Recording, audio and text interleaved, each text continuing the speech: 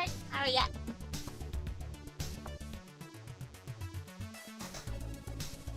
I get to do a co-stream today.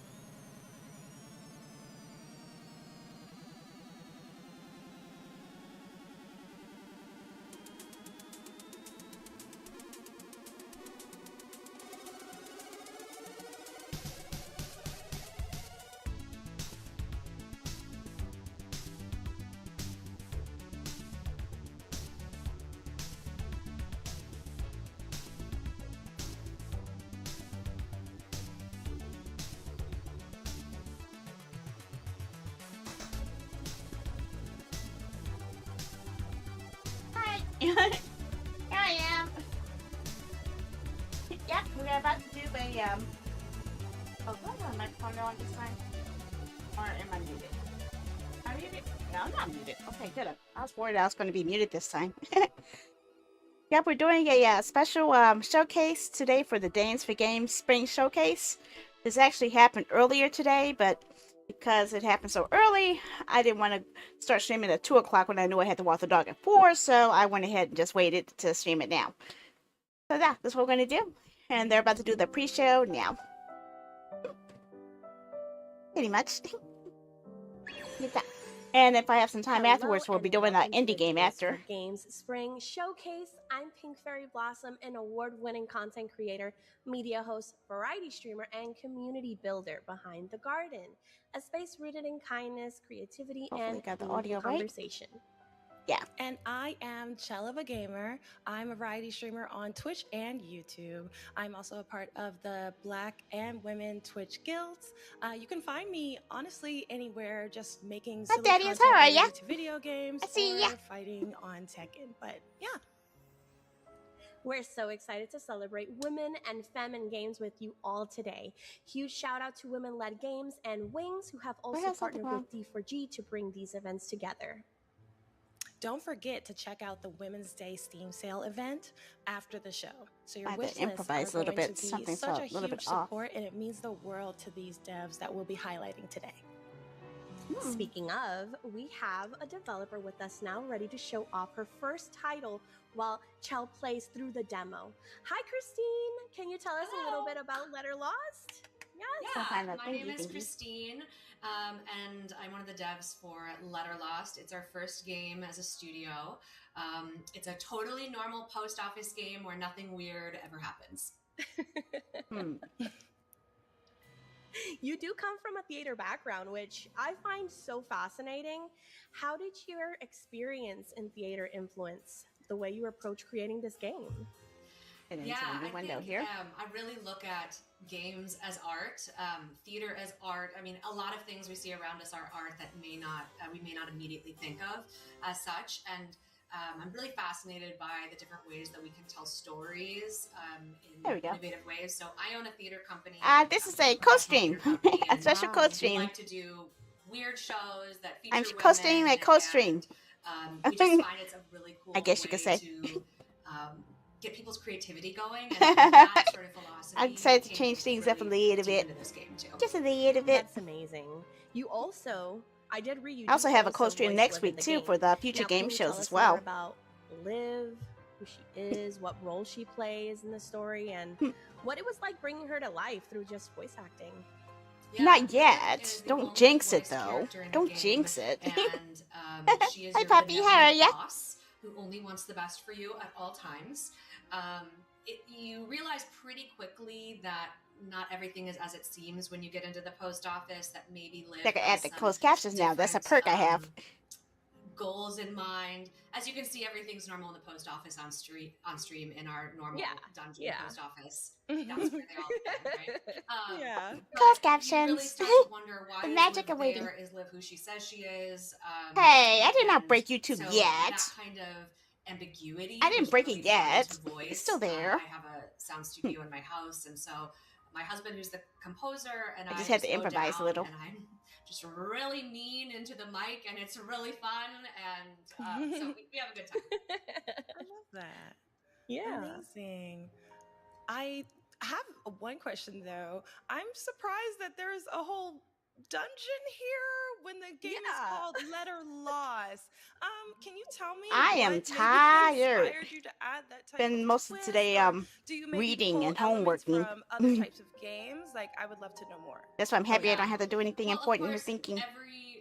Every job you begin, you wake up, you're in a dungeon. So we really try to bring real life into the game. And as you can see, you can't get into other people's cells. That would be really inappropriate. So, Laggies. we had a lot of fun. What's laggy? We wanted Me to or them? really be able to subvert expectations by bringing What's you right laggy? into a place you don't expect. The game has a lot of cozy elements. I'm laggy. And, I'm sleepy. We love that, but also it's, Oh, well, I'm not we call laggy. it kind of a dark cozy game because there are horror elements to it as well. So by last stream, I don't know what was going on. I think it immediately gives you Wait, when was last stream? disconnect of, wait, maybe I shouldn't trust everything I see or hear in this. What was happening last time? Okay. A lot of our last time I don't know what was going on. It was kind of weird. Firewatch, Inscription, Papers, Please, dystopic work sim, escape room. One of our devs is like a real life escape room designer. So I think that was an ISP does thing. for his job. So Wow. That's amazing. Congrats on reaching a 5-stream streak, Poppy. Cool. I know it. I didn't break it. It's not my fault. Can't blame me for that. I'm kind of confused, so we kind of have to. Not my fault. I'm not gonna admit to that. Right. Dream job right there, honestly. Yeah, it's pretty cool. At least here, just in general, now that we're like looking at the gameplay for Letter Loss, like how would you describe the overall like I didn't break narrative this though. and the themes in general? Like the emotions were most important for you to explore. Like what were some areas that you could talk about within the game that you feel are important and did bring you some emotion? Yeah, I think the fun thing about the game is that it is very multi-genre. It can be kind of hard to put it into a single box. Narrative is really big in the game. There are a lot of different storylines. Actually, in the demo, you can play, I believe, 5 storylines. Wow. It really takes you exploring, talking to the people that you see, exploring the things in the post office. But you can get to some really weird places in the demo. Sometimes I watch people's streams and I'm like, that's available in the demo? Oh my god. Oh wow. Yeah. So, Breaking the demo rules. I love doing that. There's a lot of writing in the game. There's a lot of reading in the game. But it is also a work sim. So you have post office upgrades. You're sorting mail. There's a management aspect to it. And sometimes people play it solely as a management game, which is kind of fun. There's a lot of secrets to be found. And so there's, in that way of Outer Wilds or Animal Well, it's like, if you look, you're going to I still need to play Outer Wilds in the game. So I think I have it. I'm not sure if I do. I thought I did. Secret things I can't say Don't yet quote me on until that because I don't know half the released. games I have anymore. In terms of the larger themes, though, like that's the gameplay style. In terms of the larger themes, you're immediately going to pick up on within the game a lot of mystery, a lot of ominous ambiance. Right. I'm definitely feeling that. Okay, there's the story choices. A little foreboding. I was wondering what the blank spot was for. And there's a lot of uncovery of what's happening on this island. There's lore hidden all over the post office about the different businesses and the different people and the different districts. And so there's a lot of just sort of passive world building throughout that you can kind of It's hard to read the understand text though. this world more and more. But there are multiple endings to the game, and there is like an end point. Yeah, it's not just this open-ended thing. So really, you can play the game however you want, and you can sort of pull at the strings that are interesting to you. If there's a storyline that feels really interesting, you can follow that. If there's one that isn't, you don't have to. So I think that's a lot of the joy, is you can uncover what you want to uncover and follow the threads. Isn't that how I do it every game? Uncover every secret. Yeah, that's. I do love a game that has several different endings, especially with a lot of lore. You said that there's so much reading. Oh, I can see myself getting Life is lost Strange in kind of this. messed me up on that. It's also the fact that I everything got spoiled is, by the like, letter. based off of also view kind of like a cozy game, but it also has that mystery type of scary vibe to it, which I love.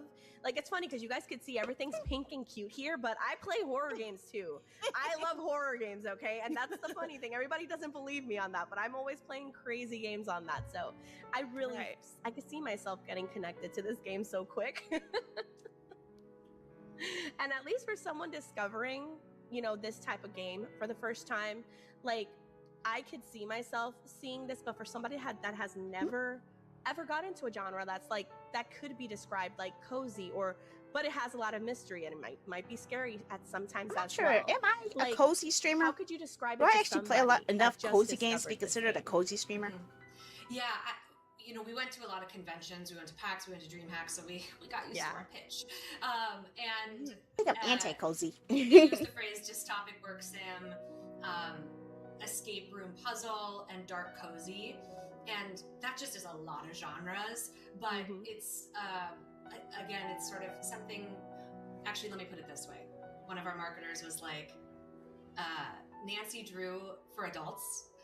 The Nancy Drew games from the 90s. Nancy Drew games. But it definitely has a scarier vibe. But that sort of I never played a Nancy Drew game. I read the books. I didn't know they had games. In a 3D environment. That is amazing. That is amazing. And Nancy Drew, Hardy Boys. Is there anything from your background? Because, like you did explain, you know, you do have theater background as well based off of this. You also voice live in the game. Was there anything that connected you with your background in real life to this story that created this character? I mean, this is definitely a type of game that I would play for sure. I mean, I play a lot of genres, but I love being dropped into a world and it's like a sandbox where you get to kind of explore what you want. I really love that. But I love playing a villain. Oops. Antagonist. You know, you could be a villain? Multifaceted, you guys. It's just, I want to be a villain. I like being a villain. I like being the bad guy. So, I love playing these kind of characters that are. I'm actually playing a character right now in a show that is really similar to Liv. There's even some lines that I'm like, that is a Liv line. I love that. So I love that. It's fun. Yeah. I better go ahead and start drinking my energy drink since I'm going to pull it all nighter with homework after this. Of the post office, it's got this kind of like 20s Gilded Era vibe. Our main artist Bailey has just done an incredible job. Amazing. Sort of building out this ambiance of this Great Gatsby style vibe. Which is really fun, and it's cool because she and feels like I'm back in my literature class now. Working on the game. Her husband talking about Great Gatsby and me and my husband are working on the game. He's the composer, Nancy Drew. So it's just such a little books I have to remember reading. Stuff. Beautiful. I love that. I love that. See, and it's always the group of people that love what they're doing that do amazing work, which I always love. But I do have a final question though, and this is a question everyone is curious about.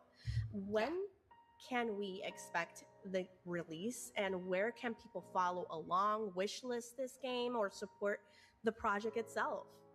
Yeah, so the game is planned to come out in May, full release 1.0, and you can wishlist us on Steam. You can find us on almost all social media except for X, because I don't want to be there. Yeah, and, that's totally cool. I love that.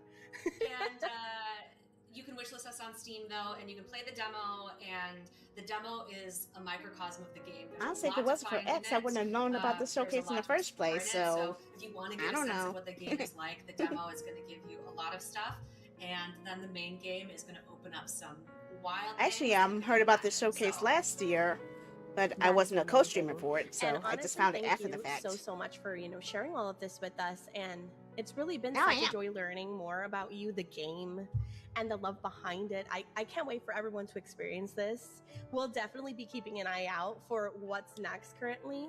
And honestly, thank you everyone again so much for joining us for this edition of Dames for Games Spring Showcase. Oh, sorry. It's okay, don't worry.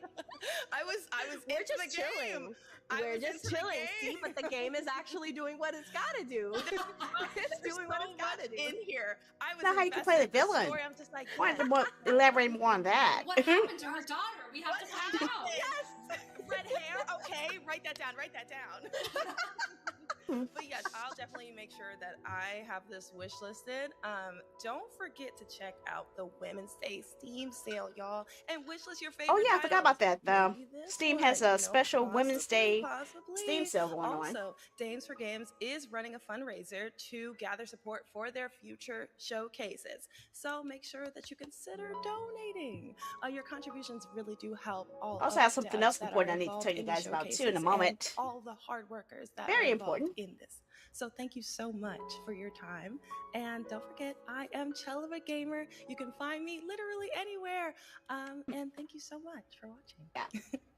Yes, and I'm Pink Fairy Blossom. You can Yeah, find that's the me link to on the Twitch, Women's Day sale that's going TikTok, on right now. Twitter and Instagram as Pink Fairy Blossom. All games where that I are stream cozy games and spotlight run indie creators by as well. women-led And studios again, thank you so much for being here with us, guys. that are Thank coming you, out Christine, and some as that well. already are out. Now I'll hand it over to Destiny to start the show.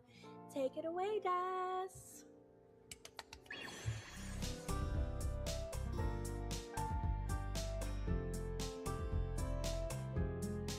Some of these I think I've actually have either on my wish list or already have in my library.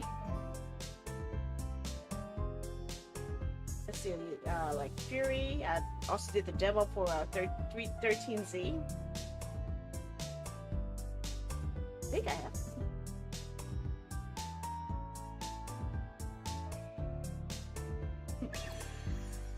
Hey everyone, thanks for showing up. Honestly, like I love that everybody keeps coming up and supporting us and doing everything that they can to show us that women and femmes are very, You guys very might recognize the important one in the in middle. game She's the voice of industry and Kralak. in the community. So welcome back. It's March. It's Women's History Month. And you know we had to show up and show out. So this is our Dames for Games Spring Showcase. My name is Destiny, and I am your wonderful hostess with the mostest, but I also run Dames for Games as the founder and director. And I'm also so lucky to have someone who keeps me on my toes about snacks and, you know, to have my crush also on. So I'll let my crush introduce themselves first. I mean, that could be anyone at this point, Destiny. No, It's me? It's definitely you. It's definitely you. Yeah. Yeah. Okay. I'm Snack Chick. Yeah, she's Snack Chick. She knows who she hello, is. friends. I'm Samantha Bayard. I'm an actor based in the UK. You might know me as Karlak in Baldur's Gate 3. I'm also now in Star Wars The Old Republic, the forthcoming marathon. That might be out already, 5th of March. That's when it comes out. And the upcoming Fading Echo, Jasmine Beulah, a woman, a femme, has written that. And indie studio New Tales. And so I'm here to plug that as well. And if you want to know more about the industry, I have a series of interviews with folks called It Takes a Village, which will also take you to GDC and PAX East this year. Takes a Village. That but sounds super familiar. busy. But I'm trying to keep just it when I heard that very before. short, but it's nice to be busy and it's With all the good lovely to be stuff. asked back again. We Thank love you it. so much. I really appreciated it. Yeah, I'll hand over to Snack Queen over here. Snack Queen. Yeah. Yes, Queen. I like that. Snack Queen. Hi, I am the resident Dames for Games Snack Queen. Hi, Christine. And I, again, don't have any snacks, but we're going to just leave Des alone about that, okay? But I'm super happy to be here.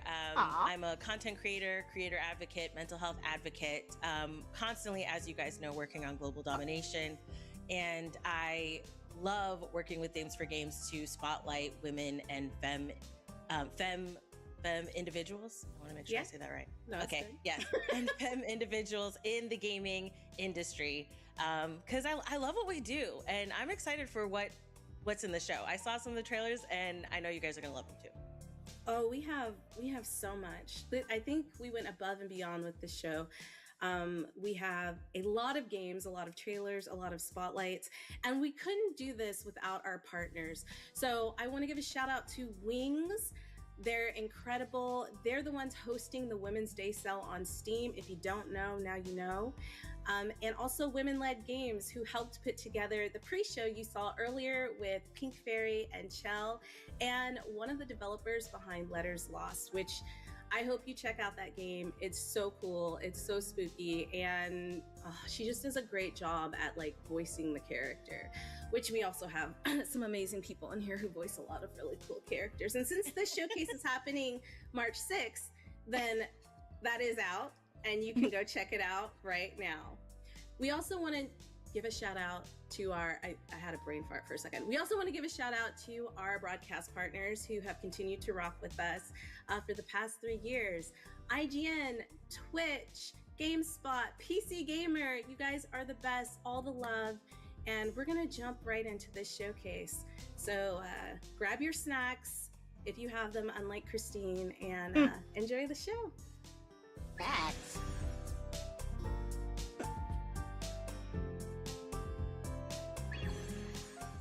Oh, forgot that I don't have that thing up here. Hi, my name is Anka, and I'm a co-founder and games producer at Symmetry Break Studio in Hamburg. We're making Deep Fog Signals, an atmospheric horror puzzle game about ruthless isolation in a hostile environment, where you and your tiny remaining expedition crew have no idea if your last desperate effort is going to pay off. In Deep Fog Signals, you use limited bandwidth to coordinate your 4 unstable crewmates while the clock is ticking. Unstable, you conduct huh? esoteric research that could change the world, interpret strange signals from the deep, and make choices that dictate life or death. And if I'm I honest, get to it's kill people? mostly death. I mean, cause people to die? My name is Franziska, and I'm a visual artist. I've studied illustration in Hamburg, and my favorite part about this line of work is the ability to make stories come to life. I've been working with Anka and the team on Deep Fog Signals. Currently, I'm helping with concept art and 2D assets.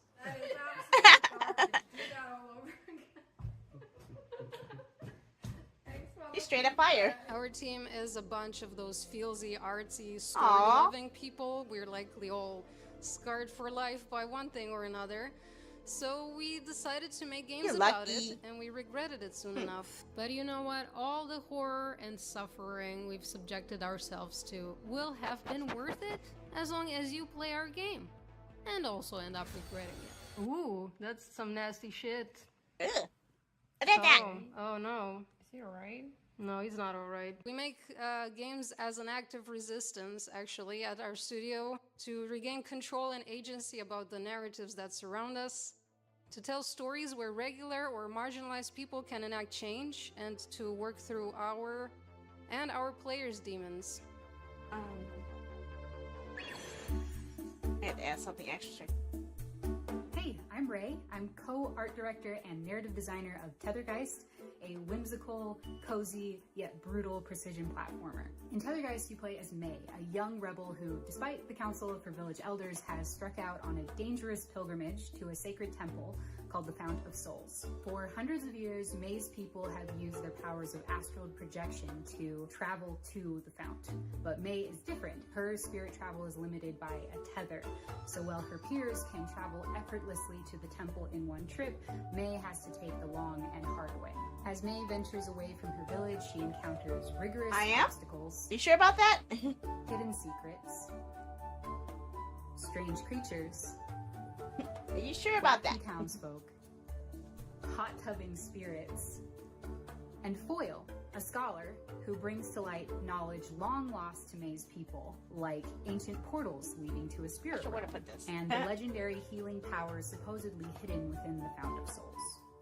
May's limited mobility and accompanying pain is inspired by our programmer's daughter, who has spina bifida, and myself, who has struggled for most of my life with chronic pain. Is that what I think it is?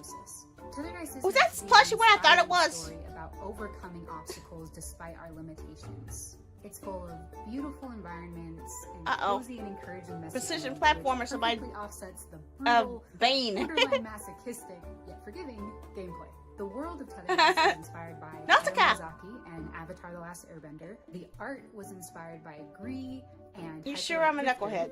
And gameplay Okay, was if inspired you say by so. Donkey Kong and, of course, Celeste. If that sounds like something you'd be into, you should go check out Tethergeist. It's coming to Steam and Switch in 2026, That's just right. and we can't wait for you to play it. There, just give it to the side. Give it. Hi, I'm Greta, or Ygret, and I'm an artist, a musician, a craniosacral therapist, and a game dev. I started mostly doing visual Well, art and everyone music, knows that. and then I started doing I'm sure animation everyone as knows kind of that. a way to combine them. And then for some reason, apparently that wasn't enough, so then I went towards game dev. I then teamed up with a more experienced programmer, Amos. We were able to combine our skills to make a small game that ended up being, you know, kind of visually and sonically and spiritually, I think, sort of interesting. It's called Margot. It was about a girl who's feeling existential about her friend moving away. Since then, Move it we've been down a working on bit. a sequel for it, which is called Mitch, and it's about that friend who's moved away and is sort of like navigating, kind of like There we go. rerouting herself. Since Now it I'm doesn't kind of sound like so artsy messy. fartsy, like I Sort of. really like the idea of like games as just like a medium for art. I like that they kind of allow you to like pull someone into a world and then hold them there for a while. It's definitely the most challenging medium that I've ever learned, but I find it equally rewarding. No, It you also don't have to pushes pester me. grow You don't as have an to artist, pester I me with think, videos. because I've No sort of need for realized the that. importance No of like need for having that. a really sort of strong like artistic or emotional foundation to a project. Like learning different ways of like how to hold on to that throughout kind of the long stages of development. Through game dev, I've also learned that I love to draw animal characters, and I've even been like dabbling in bugs on this game. Mitch is sort of set in the future, so the background is kind of that like humans have left, and Wow, then that sort of jeez. animals Okay. and bugs and stuff have sort of taken over the cities. And even though it's set in a city, it's more sort of about like reconnecting with like earthliness. I also learned that I love to make sound effects, and it's actually one of my favorite parts. I've been using a combination of modular synthesis and sampling. I love that it's kind of like a puzzle to like get the sound that you want, so you're sort of like Just for chasing you, it Wyatt. with your skills, Let's kind take of, and you then and you know UT. also your UT. creativity. Oh, grain delay. UT. Thanks UT, Steve and yeah? G for all you do. I love to see what the girls are up to, and watch this bitch on Steam. There are a lot of bugs. Have you ever had a meal that made you look at life a little differently? Good Is evening, this about chef. ramen? Could I please have some ramen? What if, in a cooking game, carrot slices reassured your guest and chili flakes gave them courage? This is Soup for Soul, where every bowl tells Is a this like story, coffee talk and with ramen? ingredients actually fuel conversations. This is like coffee talk with ramen. Hello. We are Peace and Quiet Games, and we are the dev team behind Soup for Soul. In our game, you run a quaint Japanese ramen shop, craft every bowl your way, and shape your guests' heartfelt stories with your cooking choices. Oh no, then I'm not gonna get any good talking. That cook sucks. The That's initial all I better idea make for Soup coffee. for Soul was portraying a Japanese sushi chef, but over the time we figured that hot dishes might be a way better choice, so we ended up with hot ramen bowls, because we wanted to give the player a sense of warmth and coziness. Another very important aspect in our game is that we bring strong game mechanics and a strong narrative equally together. I'm a story-driven game fan myself, but I tend to get bored very easily when the mechanics are weak, or if there are never-ending cutscenes where there's no gameplay at all. Yes. So if you know what I mean, Definitely, and you agree, definitely. then Soup for Soul might be the game for you. We'd be super happy if you had a look at our brand new Steam page and gave us a wish list. Our next milestone is to finalize Soup a for playable Soul. demo, so keep an eye on our socials to make sure you don't miss anything that's going Huh. on in our kitchen. I always eat ramen. There's a ramen stop we always buy from. Kanji ramen. Hello, I'm Camila, one of the founders of Lusky, an indie game studio based in São Paulo, Brazil. And in our projects, I mainly work as a game producer and business developer. We are at Games for Games this year to showcase our most recent launch, Capote. It's an online multiplayer game where up to 6 players play against each other in card games. Inspired by classic Brazilian games we play with friends in bars here in Brazil. Hi, my name is Marina, and I'm the art director and concept artist responsible for the game Capote. At the beginning of the project, we did an extensive I like the character research design. to find what makes Brazil a unique country in its culture and what we have in common with the global south. And with that, our game was born. A warm sunset, cold beer, a fun card game with friends, an experience that feels like home. Olá, tudo bem? Eu me chamo Paula, eu sou responsável pelo marketing do Capote nas redes sociais da Lusky. Desde quando a gente começou a criar nossas redes sociais, o nosso principal objetivo era construir uma comunicação mais acessível, mais verdadeira e mais próxima ali com o nosso público. Nas redes sociais, o nosso tom mais leve, mais humorado, nos aproximou dos jogadores e dos devs que nos acompanham. Isso foi muito importante para a gente conseguir criar e construir uma comunidade. E a gente começou a falar não de empresa para pessoa. What the heck is with the cards on the head? Essa relação tem fortalecido a nossa comunidade e também deixando a gente mais próximo. What's with the cards on the head? Capote is currently in early access on Steam, so gather your friends and find out who's the card game master. Thank you, Dames for Games. Not me. For the Not me. I'm not a card game master at all. Other great games women have been creating.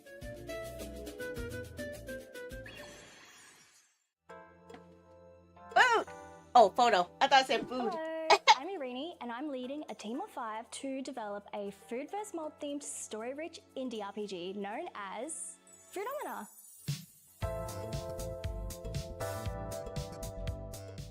In Foodmina, you play as 2 personified food girls, Takoyaki and Tempura, in their cosmic battle against mold people. You explore a whimsical food-themed galaxy rich in flavor, adventure through cute towns, make food friends, and battle mold people in delightfully absurd, pun-fueled combat to save the universe from mold infection. Oh, But man. the mold people used to be food people, just like you. So maybe there's another way, and somehow, some way, Kinda reminds me of food puns Undertale are mixed with, involved. I'm the Bullet creative Hell. director and artist, and I've always had a vision of cultivating creatively empowering gaming experiences for gamers like myself. And Foodmina's concept started with just combining my favorite things at the time, which were personifying inanimate objects, food, and space.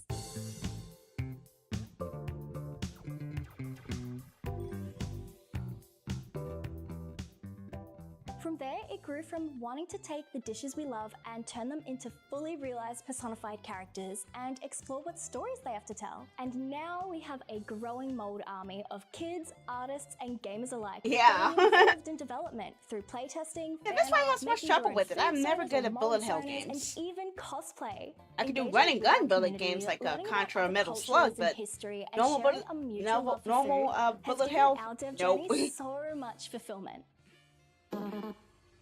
Hey guys, I'm Isabella and I do PR and sound design for Foodmina, where I voice a character that we're super excited for you to meet. Wish. There's a whole bunch of new characters, environments, and storylines that we can't wait for you to play. A lot of the new characters are actually foods that you guys requested and we designed. Stay tuned for our major demo update coming in Q2 of 2026. Q2 is usually summer, right? Or spring.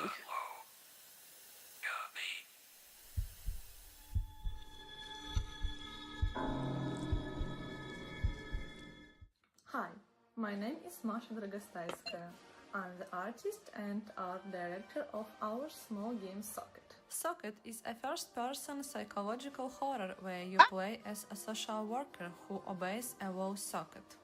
According to your work contract, you are assigned to live in a house where you must uncover all the secrets of its residents and get to the bottom of a terrifying tragedy that happened many years ago. Lying, spying, digging for trash. These are the basic tasks of your workday. By the way, here is a small insider detail. We came up with the idea of a voice coming from the socket because of our noisy neighbors. Oh, We could I put the actually sneasel. hear them through the wall socket. Just don't tell anyone. In our game, we combine 2D and 3D graphics. I draw Really? the characters from 8 different projections, which creates a sense of volume. Textures, animations, cutscenes, concept art. I create all of this myself, in my own style. Almost everything you see in the game is carefully made from scratch. I'm developing the game together with my husband. Okay. He's a programmer, a writer, and also a bit of a 3D artist. When you work as a duo, it's hard to say exactly what your role is, because you end up doing everything. Still, that's our small but wonderfully well-coordinated team. And perhaps a talking roll socket isn't the Trying to do a trendy fusion. thing that will surprise you. Each resident has a unique story, and their actions can sometimes reveal far more about them than their words ever could. And who knows where workaholism and total devotion to your job might lead you. To find out, stay tuned and wishlist socket right now. Welcome back. I hope you enjoyed all of those developer spotlights. I say this all the time, but I love getting a behind the scenes look at what it takes to create a game, because I think the general consumer doesn't know all the work that goes behind it, all of the editing, the voice acting, the building of the scenes and the story. I mean, listen, it's a work of art in so many different ways. It's like an onion with all, like, why did I use onion? Onion is such Layers. There's just so many layers. Onions have anyway. layers. Yes, layers. There's so many layers. I Oh, don't know. no. I'm hungry. That's why I thought onion. But I'm going to pass the mic. I'm going to stop. I'm going to pass the mic over to Sam, who's going to give us some information about the sale. So all the games you're seeing today are part of our Steam event, and you can wishlist, follow, learn more about each title you're seeing. If something stands out to you, we really encourage you to check it out, support the developers behind it. As you can see, there's a lot of small micro indies here, and so every review counts, every wishlist counts.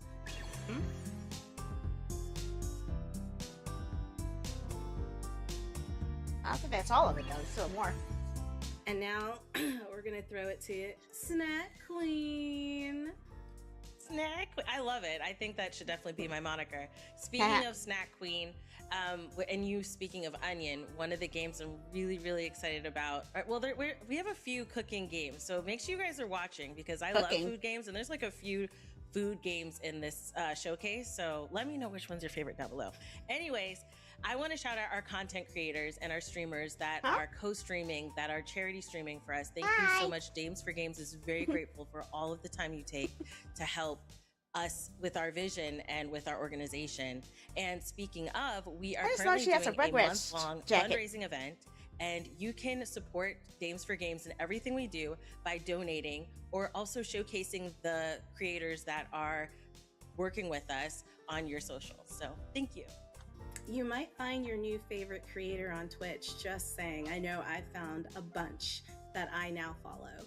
But wrapping this up, because we have something very special coming up that we've not done before. We usually do interviews, but this time we're doing a roundtable, and we have some incredible individuals, some leaders of innovation that are going to sit down and have a very candid talk with us about the industry, their role in it, and, you know, what they'd like to see in the future. I was going to name them, but they're amazing, and I'm going to let them introduce themselves.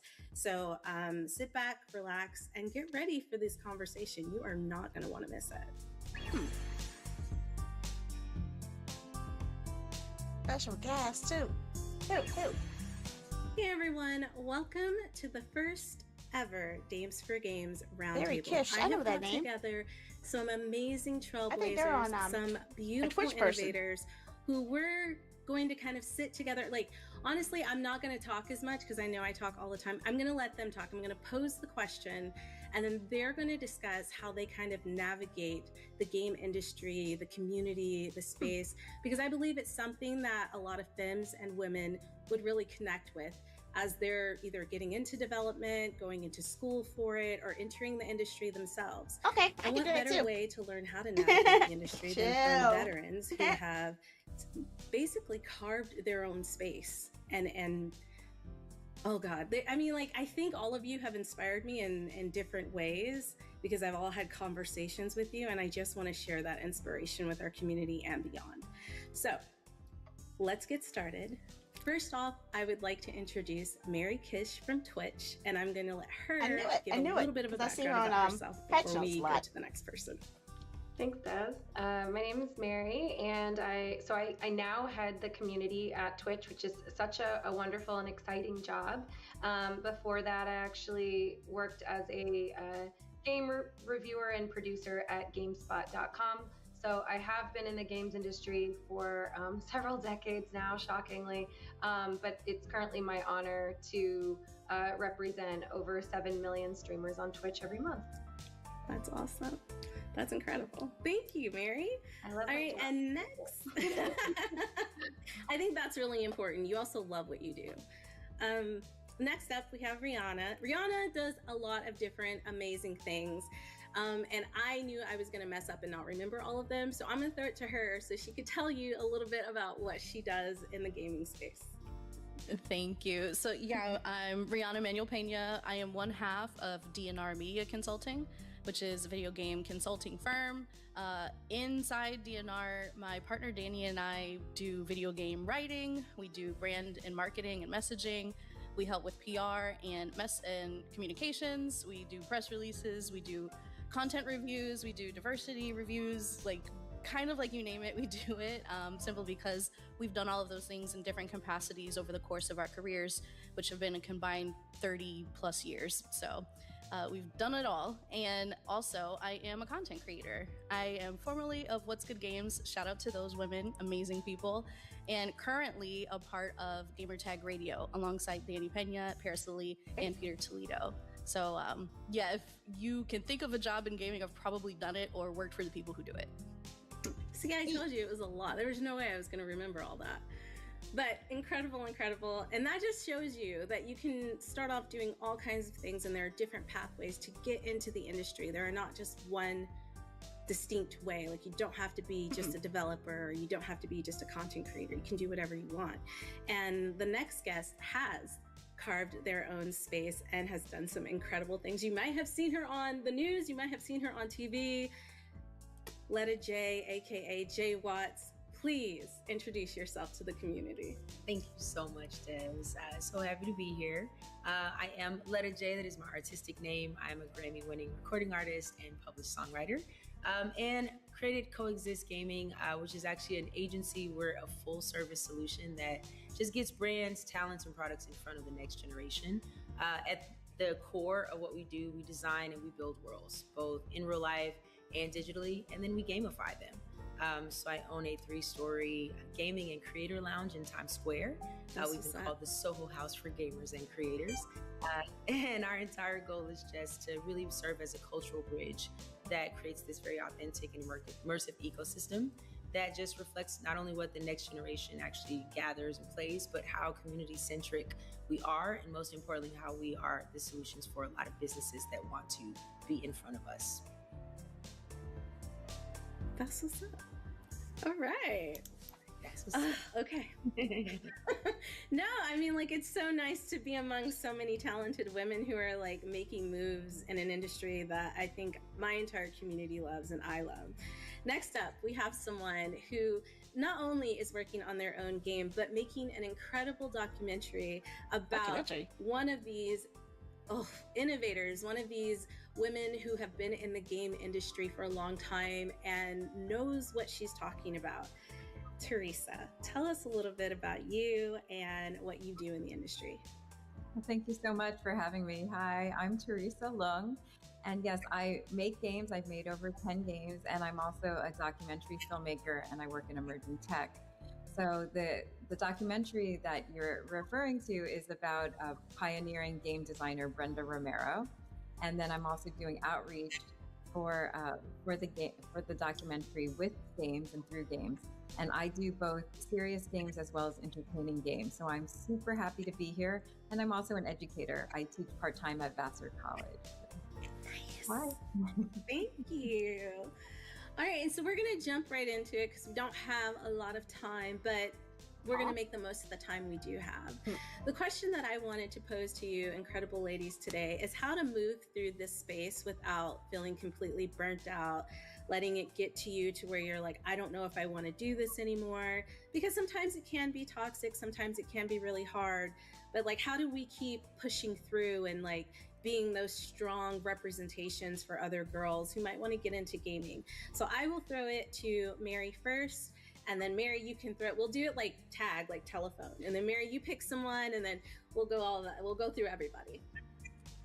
Okay. Oh my gosh. That's such a wonderful way to start. And thanks for letting me be the first. I think that in my time in games, I have often found myself to be the only woman in a room, often the only person that looks like me in a space.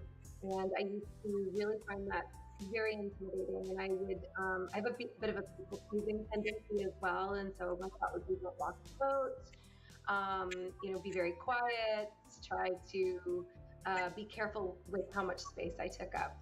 And it took me a long time to find my voice. Generally, I would say that it is important to get comfortable being uncomfortable. And in order to forge a path, that means that you will be putting yourself in tough spots regularly. And in my time, the times that I reflect and I'm the proudest of myself, I feel like I've grown a lot or I've accomplished something, it's actually the times I've been the most uncomfortable. So it doesn't always feel good in the moment, but my advice to people is to love discomfort and to get really adjusted to speaking up, even when it feels a little uncomfortable, and sometimes saying the thing that you don't think is popular, and taking up that space unapologetically and learning how to do that for yourself, and reminding you that you don't forge a path just for yourself, you forge a path for everyone behind you.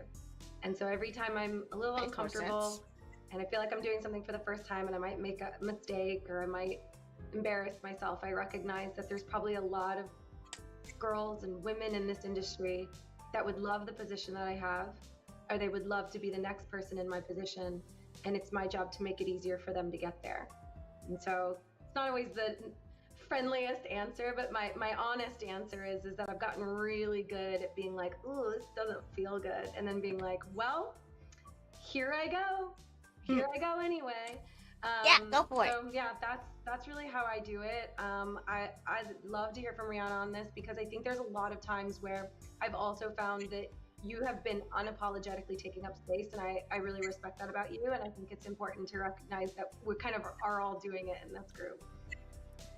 Yeah, thanks, Mary. And it's very true. We've had conversations about this too, where, you know, you're not always going to have backup in the room. You know, something that I'm sure all of us have heard at some point in our careers, you know, we've got some time in, is, you know, look for the helpers, or, you know, find somebody who will back you up. And there's a lot of times when there isn't anyone there to back you up, and there aren't people who will repeat your ideas so everybody knows it was yours and not the person who tries to take credit for it. And, you know, there's a lot of times we're out here on our own, and you know, especially folks in like Teresa's position or in Jay's position, where like no one's done what you've done, right? Like you have to figure it out for yourself. And honestly, for me, and because I've been in so many corporate roles and in so many more traditional work environments where I'm kind of just on my own, I've built my own board of directors for my career, for my life.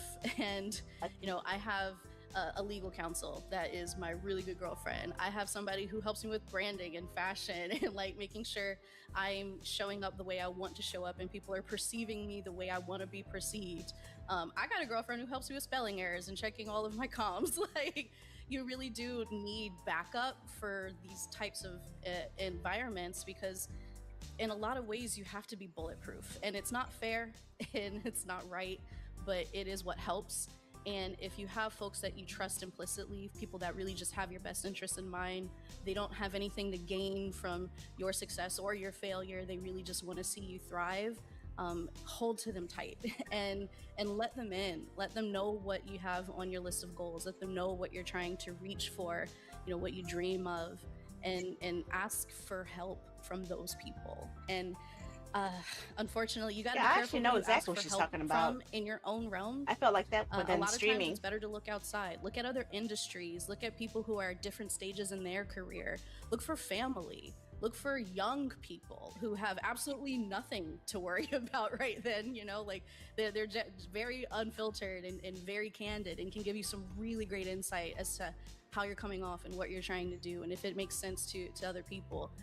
Just check yourself and check yourself against folks that would really have your back or have nothing to lose by telling you the truth, because there are folks who can try to guide you, but they maybe aren't guiding you in the direction you need. They're guiding you in a direction that they would take, and it's not really what you're trying to do. You don't want to walk in anyone else's footsteps. You want to walk your own path. So that would be my advice. No, that was really good. My takeaway from both of you, right, before we move on to the next person, is you definitely have to advocate for yourself. Nobody's going to advocate for you the way that you're going to advocate for yourself. And build your tribe.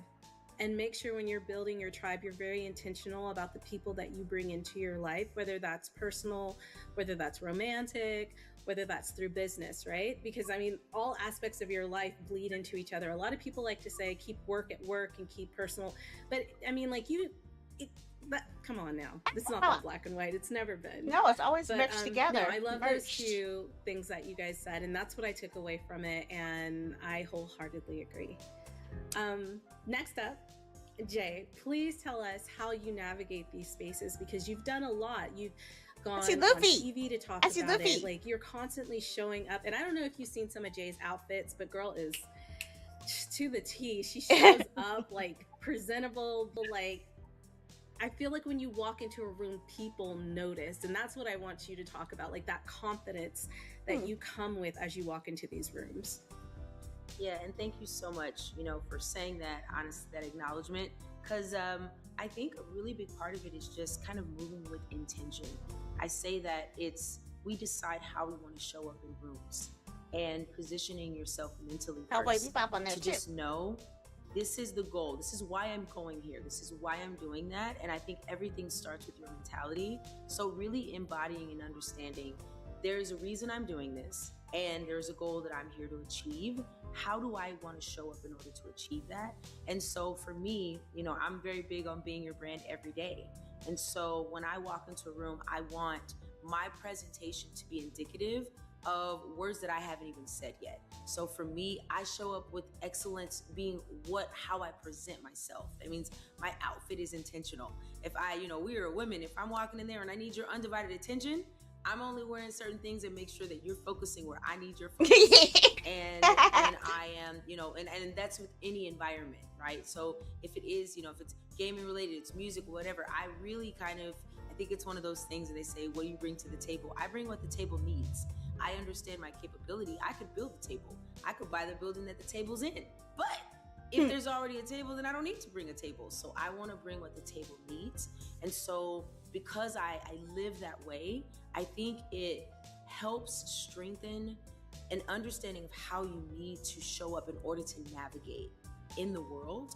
I do think as women, we have a specific responsibility of thinking about some elements that maybe other people don't have to think about, And so I do believe our charge is a bit different.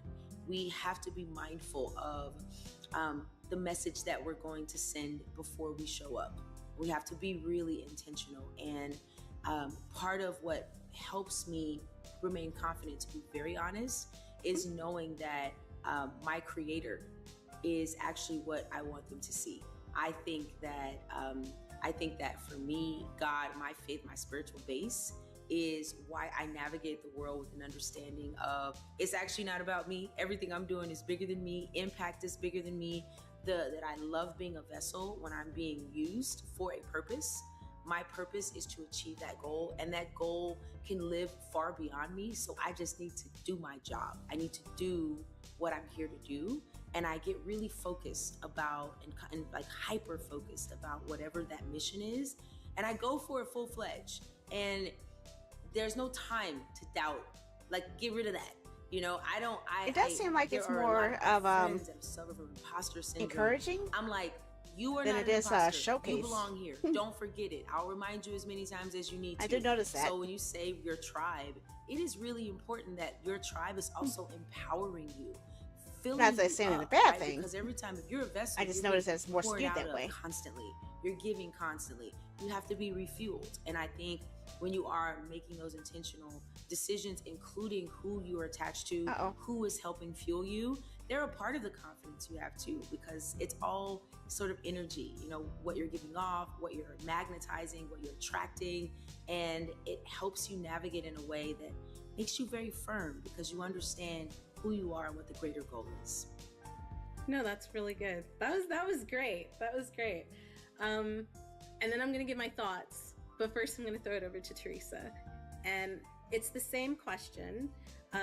How do you deal with burnout? And then the reason why I asked Letta very specifically is because I've seen her walk into rooms and just own the space. So I really wanted her to talk on that.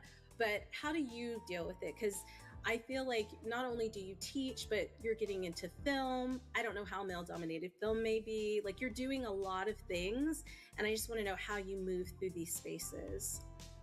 Yeah, it's a great question, and it's been quite a process over time, right?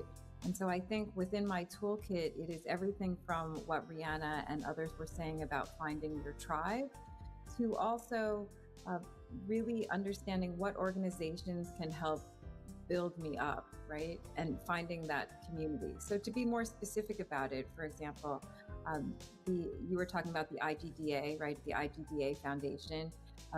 Your foundation, your organization, the Game Devs of Color, right? I'm in New York, so there's also Gumbo. There are different organizations where there are people within, right? And it seems obvious, but when you take the time to connect, right? I've seen Jay before at events, right? We support each other. It's wonderful to see the other women in this panel. But in addition, it doesn't have to be just women, right? In terms of people who can support you. So it's very important to figure out who those folks are, right? So, for example, I'll give a shout out to Gordon Bellamy. You may know Gordon, right? Gordon's fantastic. Gordon's intersectional. He lifts people up. And so I've been very fortunate that I actually went to a science camp with him years ago, and we reconnected over the years, and we help to support each other, right? So it's somebody who's been in the industry, who can give it to me to tell me like it is, right? If I have to step up for something, if I'm being too shy, because sometimes I can still be shy, right? And other times it's like, no, I've done this, right? I've been in the room, like I can handle this. It is still challenging, but I believe it takes practice, right? It takes practice and it takes conviction. And so it's from leadership training. I've been involved with that to also.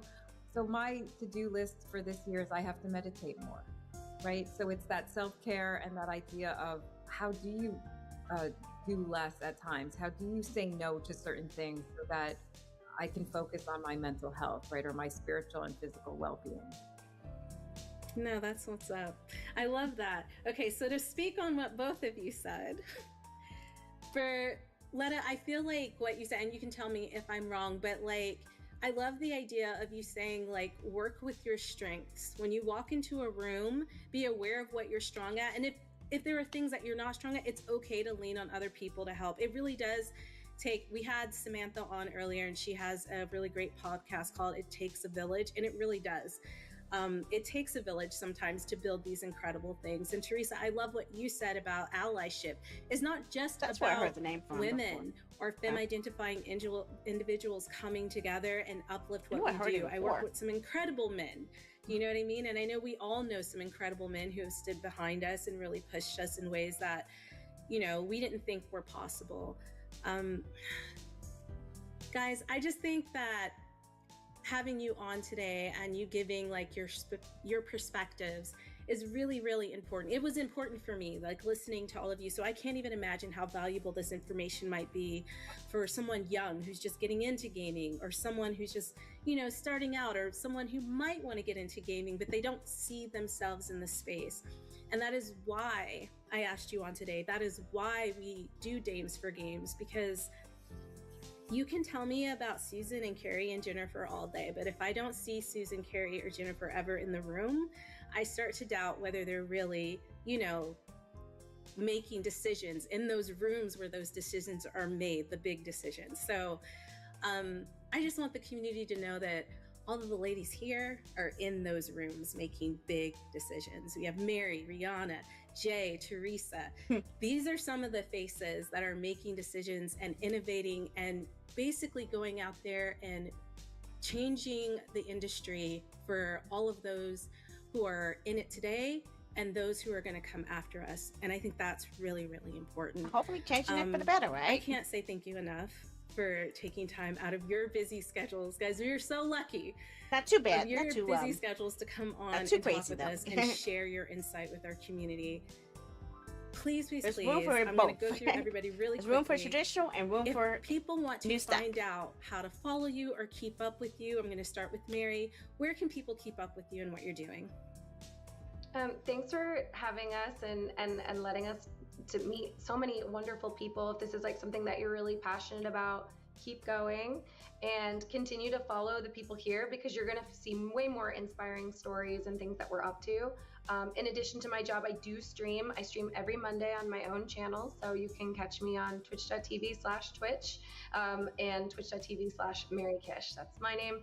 And I am streaming on behalf of the company and on behalf of myself regularly, and it's a joy. So I welcome you. I play a lot of indie games and platformers, and often looking for games, exciting games to play. So hit me up. Well, aren't you just in luck, because we're part of the Women's Day sale and all the games that are a part of this event are going to be in that event. So make sure you check I'm still out looking at that. I still want to look at the rest of If that. people want to keep up with you, where can they find you? Oh goodness, I lurk in a lot of places. I guess the easiest way to keep up with my latest is on our podcast at the Danny and Rihanna Show, and that's on YouTube and all podcast services. Right now we're talking quite a bit about our move to Dominican Republic and how that's going to affect our jobs, how that affects us as independent business owners, and how that affects us as gamers, because you know, international gaming, lots of handheld hours on flights are in our future. So that's probably the best way to keep up with me. And I will actually be I'm hoping that they actually have a lot of these very, trailers very in the soon show. for a couple of different things around Black History Month. So Mary will be seeing my face in a lot of the community comments, and hopefully y'all can join those too. Awesome. Some of these actually look kind of Jay, interesting. Where can the people find you and keep up with what you're doing? Yeah, of course. So you can find me everywhere at Letta J Music. That's LETTA. Oh, cool. J You want Music to on all scan? platforms. And for everything Coexist at Coexist Gaming, just like it sounds, Coexist Gaming. And we also, remember, have a gaming and creator hub in Times Square. So if you are in the New York City, feel free to drop by. We're at 325 West 38th Street. If you know, you know, but we're right on the Times Square stop, right by Penn Station, between 8th and 9th Avenue. It is a 2-story space. It's technically 3 floors. We have a speakeasy on the bottom, but it's like everything you ever imagined. Gamer heaven, all the vibes, and beautiful. What'd she say about Penn Full food Station? and beverage, bar on every floor, mocktails, amazing food, amazing energy, music studio, podcast studio, all the things. All the things are coexisting. That's what's Hey, up. Penn Station? Teresa, if people want to keep up with I you think and I know learn what more Penn about your Station is. documentary, where can they find you? Oh, well, thank you. Yeah, so there are 2 ways. One is for the website for the game. It's Game On, the documentary about the game. It's GameOnTheMovie.com. And then for socials, it's my name, which is THERESA, and then LOONG. So Teresa Lung. Yeah, thank you. Oh, all right. okay. Well, we're going to get back to the game show because we have a lot more to show you. But again, this has been incredible. I can't wait for us to do it in a longer format. We only had a little bit of time, but I always appreciate it. It's not about how much time you have, it's about how you use the time. And we'll catch you guys back after these developer spotlights. I don't even know anymore. It's late for me. It's around 11 p.m., but we got more coming. So It stay is 11 tuned. p.m. It literally is 11 p.m. for me right now. It literally And is we're 11:42. back. Listen, that roundtable, that conversation, those ladies are really doing the work behind the scenes, in front of the camera, and it's just really inspiring. And I hope all of you are just as inspired. The whole point of that was to show that you can get into the industry in different ways. You don't have to be a developer.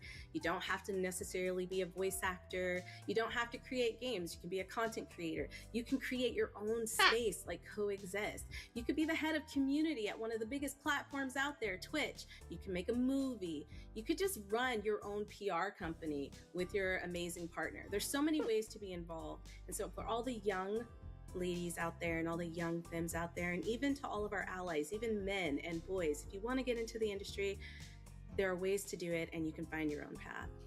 And I'm going to get off my soapbox. Join that soapbox.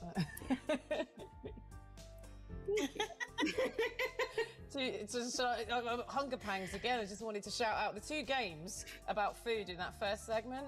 We've got Peace and Quiet, which is a beautiful cooking simulator with an art style that makes me yearn to return to Japan.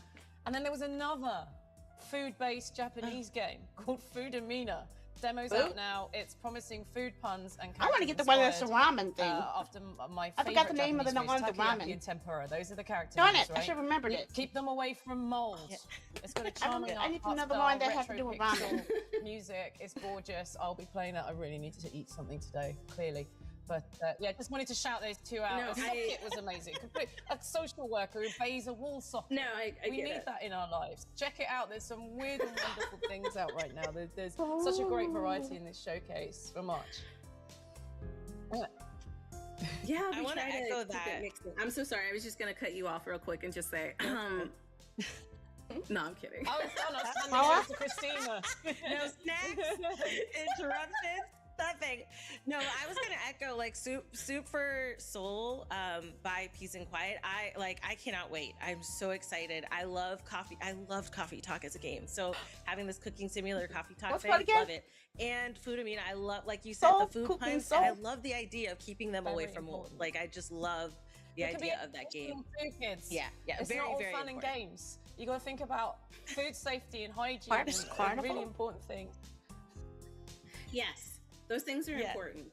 Yes, we're hungry, Smiles as you can on. tell. Yeah, no, the only games they talked about were food games. This is not.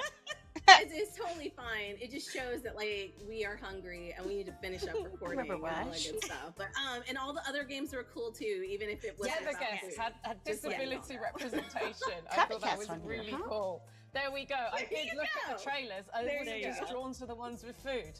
This will become apparent as we go on. Don't worry about it. It's just the ones that stood out to me. Right. Trust us, trust us, trust us.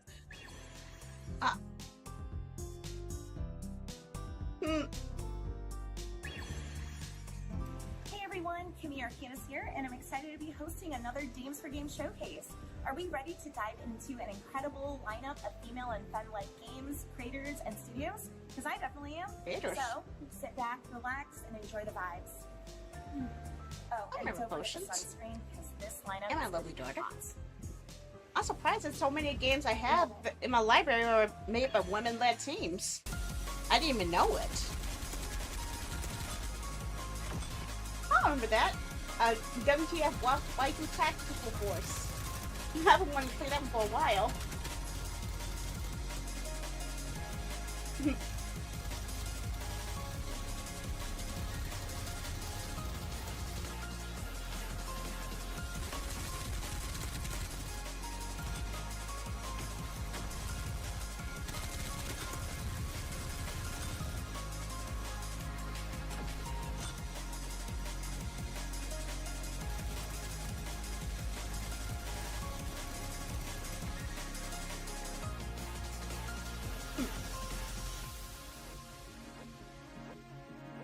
They have a demo for that one up yet? Or an open test?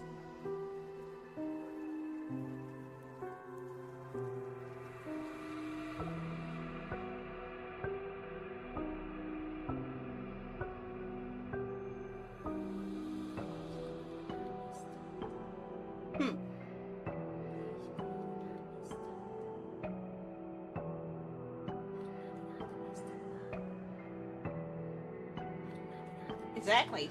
Exactly. That's why I like finding out after the fact. So I can actually have no preconceptions before playing.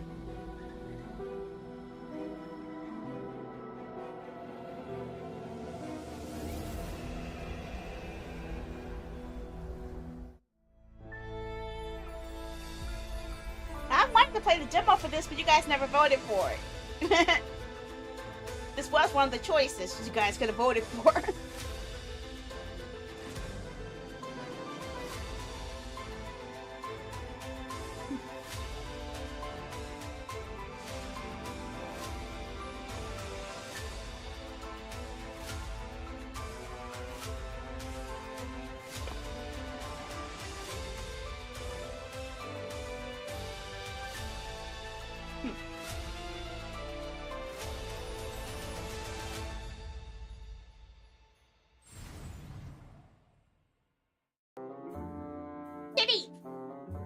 Kitty Haven.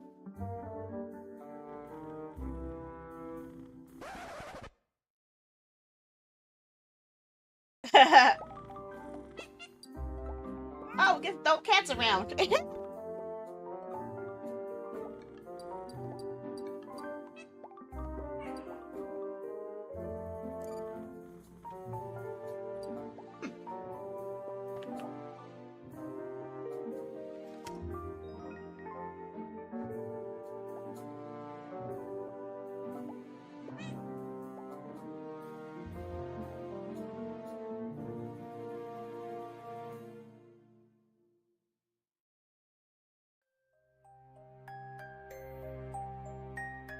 Oh, that sounds depressing.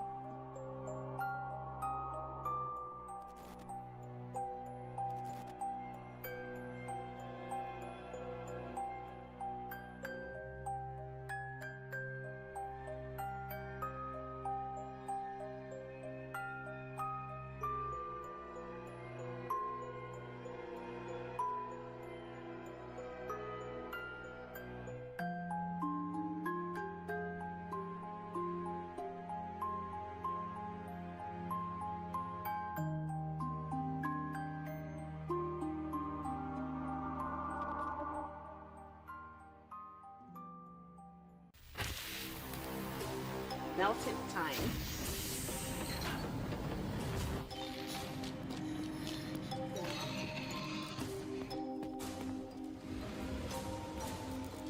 What's with the closed caption constantly saying the word eat? Oh, somebody was dead. Oh, okay.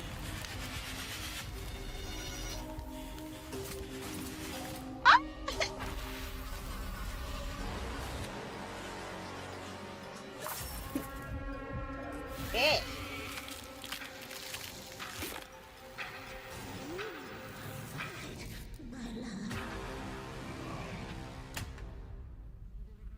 Okay, that was odd.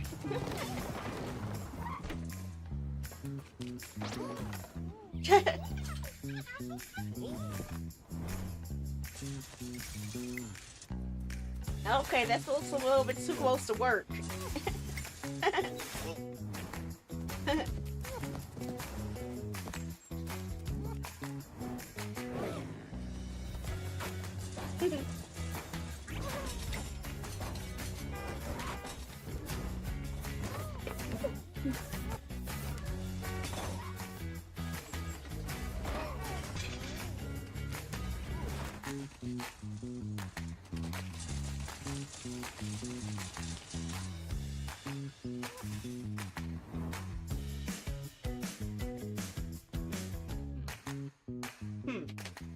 Okay.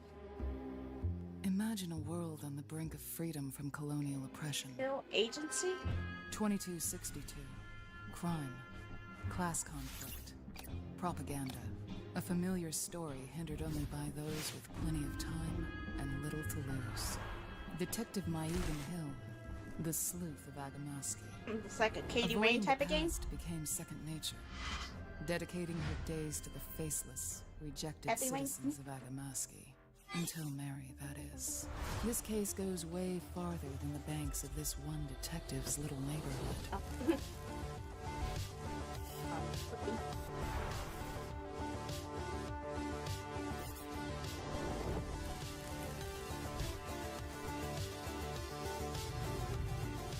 Life is all missing kids and cheating spouses, until a dame from the upper district barges in and changes your life.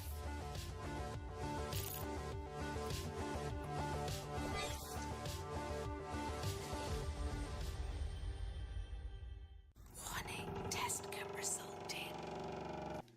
Dizziness. Disorientation.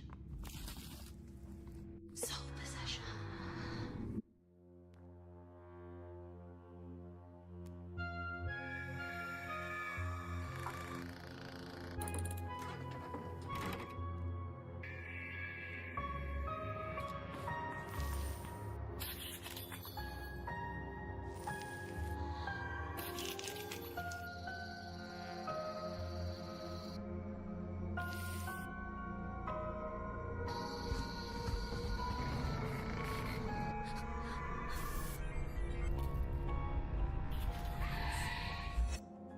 Why am I getting Fatal Frame vibes from this one? Okay, wow.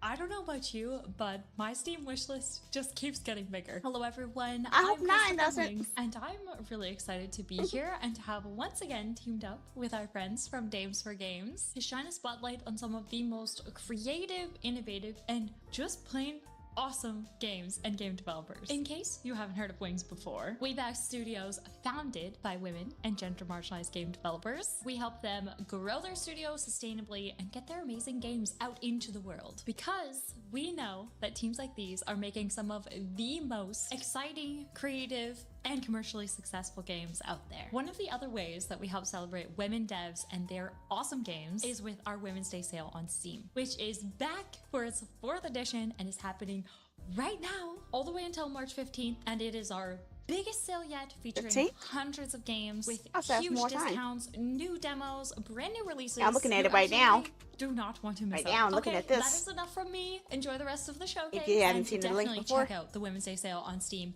afterwards.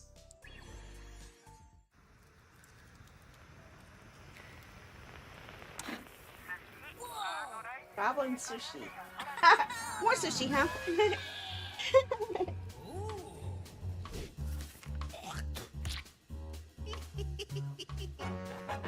Uh-oh.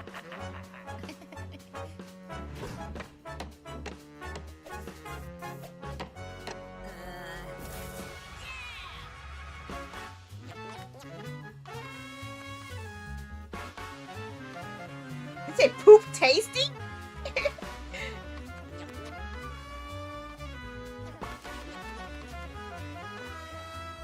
Oh gosh.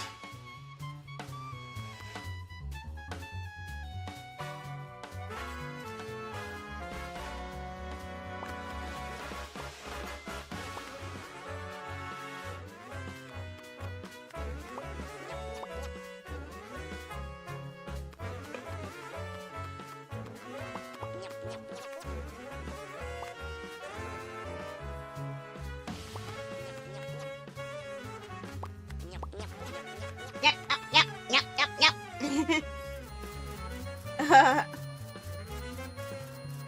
Yeesh. Wow, that thing is collecting more money than the fairy in Reciteer. that thing kept me broke.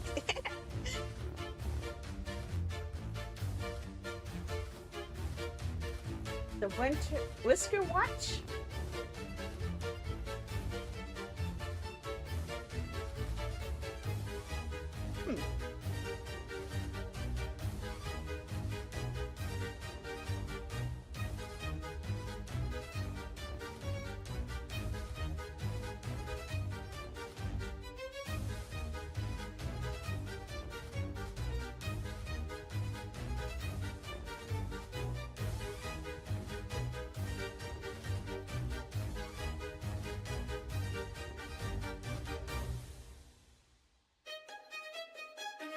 Plays your cats, okay.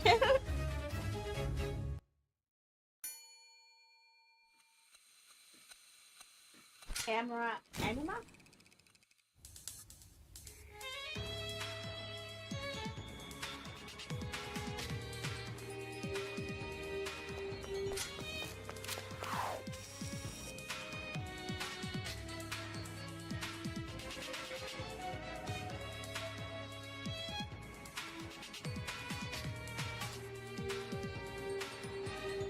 always down for a good story choice mystery.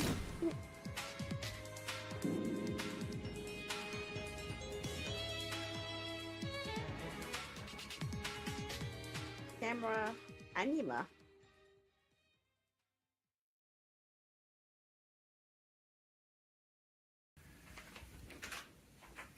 Hey, it's great you're here. I am Zina from Wars Games, and I've been working on Irene for our new game.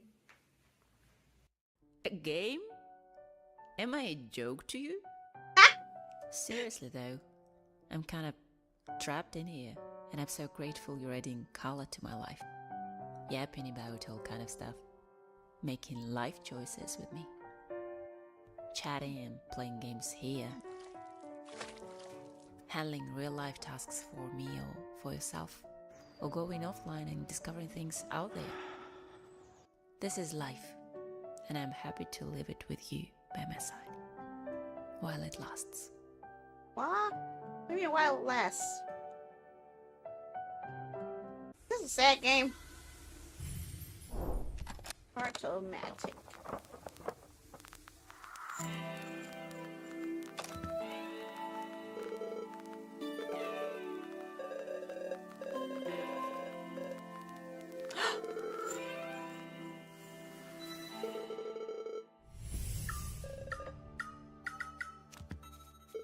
Like, yeah, safe villainous.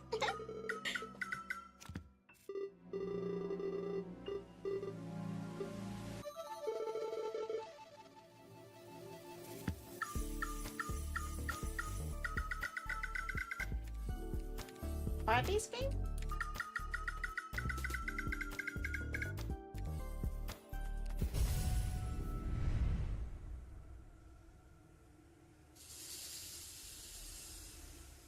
Open your very own thrift shop in Thrifty Business. You will search through boxes filled with pre-loved items, organize and decorate your shelves for your customers, and try to fulfill their requests. The previous owner, Ingrid, is moving away to the city and entrusts you to transform this rundown shop into a cozy and welcoming I didn't know space. thrift shops take requests. Customize the furniture, wallpaper, flooring, and decor to design your store however you like. And as business grows, you might even want to expand into the other rooms. With more space, you will even be able to host events to create a hub for the local community.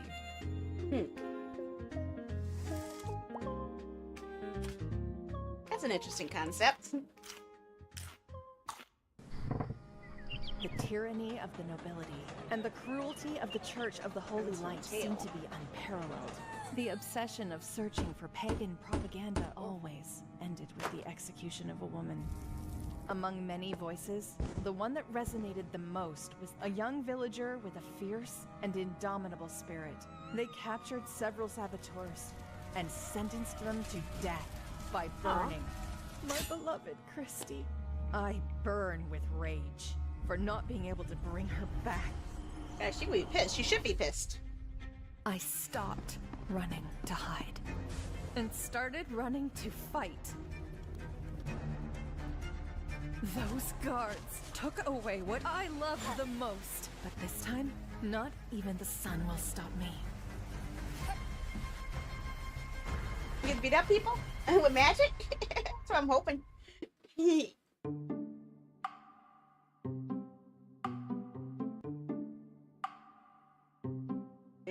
Mary Crisis?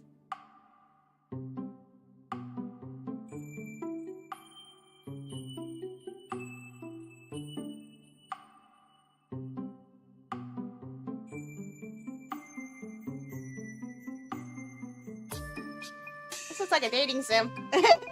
Just saying.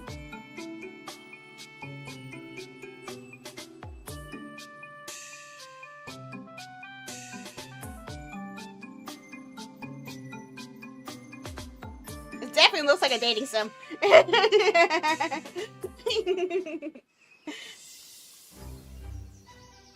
Glenvale, my mini overworld. Okay. Wait! I recognize this. Haven't we seen this before? I've seen this.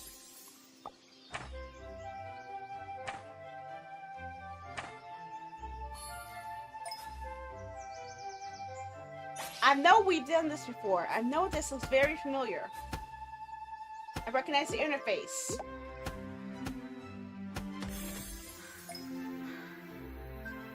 It was that crafting game that the multiplayer crafting game that I would try for a while, but I wasn't able to keep doing because I had to have the game active in order for everyone to join in. Hello everybody, my name is Julia and I'm also known as your favorite neighborhood night owl who loves to play indie games on Twitch. Now I gotta find out what it is. I know I've seen it. For this edition of the Dames for Games showcase, we've got an incredible lineup of women and femme-led games, artists, and creative teams to spotlight today.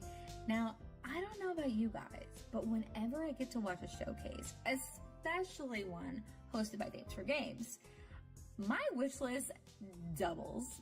No, scratch that. It triples.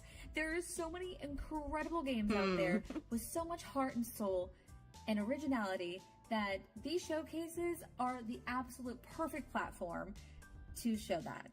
So whether you're here to find your next indie or just celebrate all things creative, you are absolutely in the right place. So let's get into it. So we're back. I went and got food. You didn't get me. I'm lying. They know I haven't. I've been sitting You here can all ask the time. Where's mine? That is exactly. See, this is the problem. Everybody expects me to bring all the food. You know what? I'm just gonna be quiet and let you guys talk about your favorite picks out of what we just saw. Well, Whoever yeah. wants to go first. Yeah, I'll go in Kitty Haven. Oh my gosh, it's so cute. It's so kawaii, and you can make a little haven for the little meow meows. I wrote that down because I was like, She said meow meows. They're so It's a cute. technical term. Thank you. Yeah, it's very technical. I loved it. Right, yes, very professional, very stoic. I love, I saw it immediately and I wrote it down. I was like, that's one. And then Odd Jobs, it's like Human Fall Flat meets Party Animals. And I love those physic games where it's just room for chaos. Chaos and fun was with the your word I friends. wrote down on that trailer when that car just knocks a koala down. I was like, okay, well, this is real. This is very serious. Yeah, no, they put out for me too. And in addition to that, Whisker Watch. I think we've got some animal stuff going on, haven't we? For food to animals. I love the fact that animals, cats there's a slap each theme other to going. give each other inspiration. That's certainly not what I've seen in my experience. But it involves strategic barfing, tactical pooping, and high-precision hairballs. What is there not to love about that? That looks fantastic. You customize your appearance. There's a sort of dress-up element as well as an RPG thing. And then another one I liked, which wasn't cute at all, was Crimson Tale. First-person Crimson Tale actually caught my attention. Featuring Elizabeth, who's a trans lesbian vampire. Not very often you get to say that. That's pretty cool, if that's the sort of representation you are looking for. She is there to fight oppressive nobility. I just looked at her kicking butt. That's all I cared about. It sounds great. There's something for everyone. That's what I love about that. So yeah. Again, another loads of variety in this section. I think they should definitely hire you to do the voiceover for their next trailer. I think. Listen, yeah, and even be in it. Let me connect you two after this. Let me just connect y'all, and you too, girl, for the kitty cat and the pow pows. Yeah, I'm trying to get everybody in. But I hope you all have enjoyed the trailer section and the developer spotlights at the beginning of the show. We have there's a demo for Crimson Tale coming through. But remember, all of these games that are featured in the showcase are in the Wings Women's Day sale. So make sure you're writing them down, make sure you're wish listing, and if they're out, make sure you're buying I added them. the demo for it in my library. So try it out. Who are trying to create something very special to share with our entire community.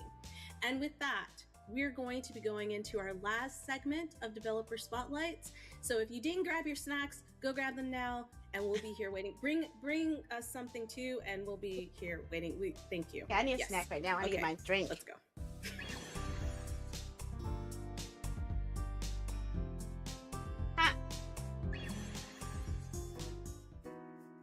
Hello, we are Kitten Cup Studio, and we are the team behind Cappy Castaway. We're a small team based in Toronto, making cozy games with heart and kindness. My name is B. Zelda, and I'm the community manager for Kitten Cup Studio. Hi, I'm Saffron Aurora. I'm the creative director and the CEO at Kitten Cup Studio. Hi, I'm Ashley Kamenska. I'm the programmer at Kitten Cup Studio. Pekoe! I wanted Cappy Castaway to feel I saw Pekoe. like That's when I buy I the, guess all the coffee parts stop. of my childhood. I think my favorite part of working on Cappy Castaway has been that we've been a very small, tight-knit team. Our approach to how certain features are made is sometimes more playful, or we take ideas that we have or things players suggest I've seen and games that I sometimes played just before. joke around, and in the end, sometimes How about it's when I something don't that's expect them? worth keeping. I love the naps. When Corby and Cappy are sleeping all curled up, it is my favorite. I'm a firm believer in having design intention and sort of what we're building. Speaking of We have the so many Toronto Debbie that details, tastes like the signs that's inspired honeydew by melon and Homesteads, white grape, the free range the flavor. Franz Diner pickle sign, the El Macombo sign. Really I think liking in that. I terms really of hope they don't real discontinue world it too soon. Places influencing the world of Cappy Castaway. It has to be High Park. That's where all of our characters come from, where a big part of the story comes from. And also the Toronto Islands, which also very much inspired pretty much the entire shape of the island. Thank you for supporting women-led games and for being a part of this journey with us. If Cappy Castaway sounds like your kind of cozy, playful adventure, make sure to wishlist on Steam and play the demo today. We can't wait to welcome you into the world of Cappy Castaway.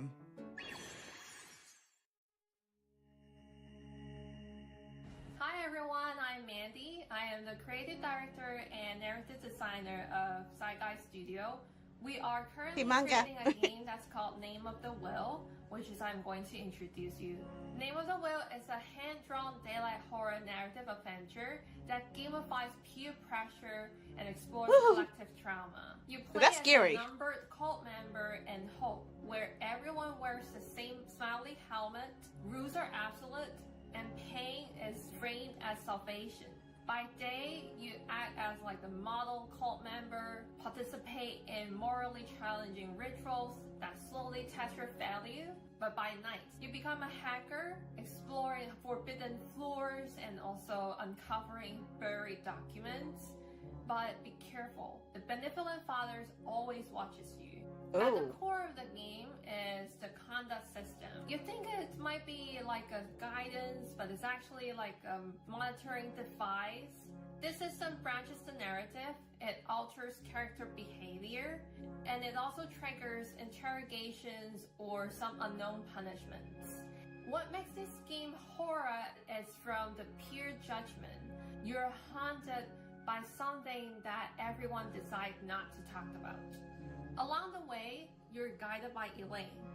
She's warm, she's playful, and she's strangely comforting until one day she disappeared. And her absence forced you to face your tragic past. Will you conform in exchange for happiness, or will you face your guilt to escape? So if you're a person like a psychological horror fan who love like anime-inspired art, some kind of like a mixture of mouthwashing and thousand Reese's, I believe this game is for you.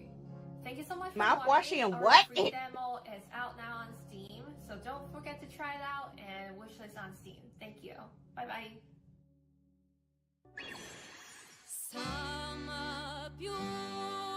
Actually, a peer pressure game is actually sounds scarier than most of the horror games I played.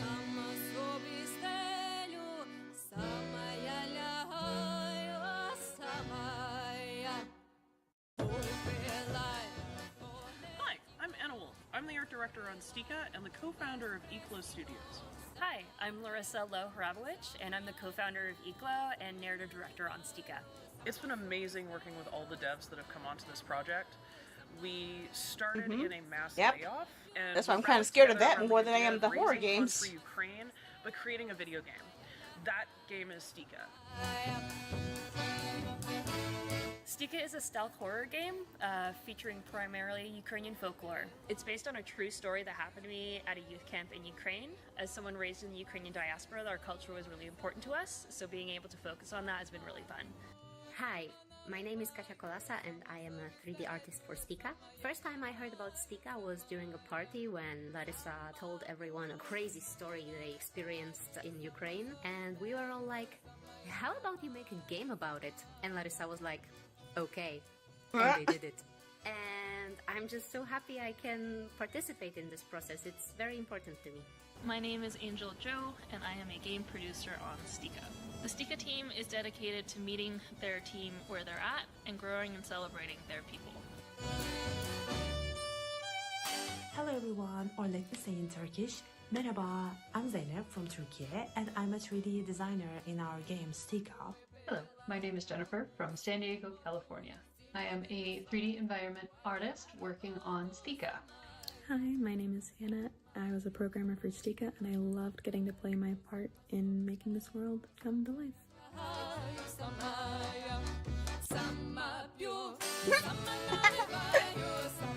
I hope you guys like our game. Bye!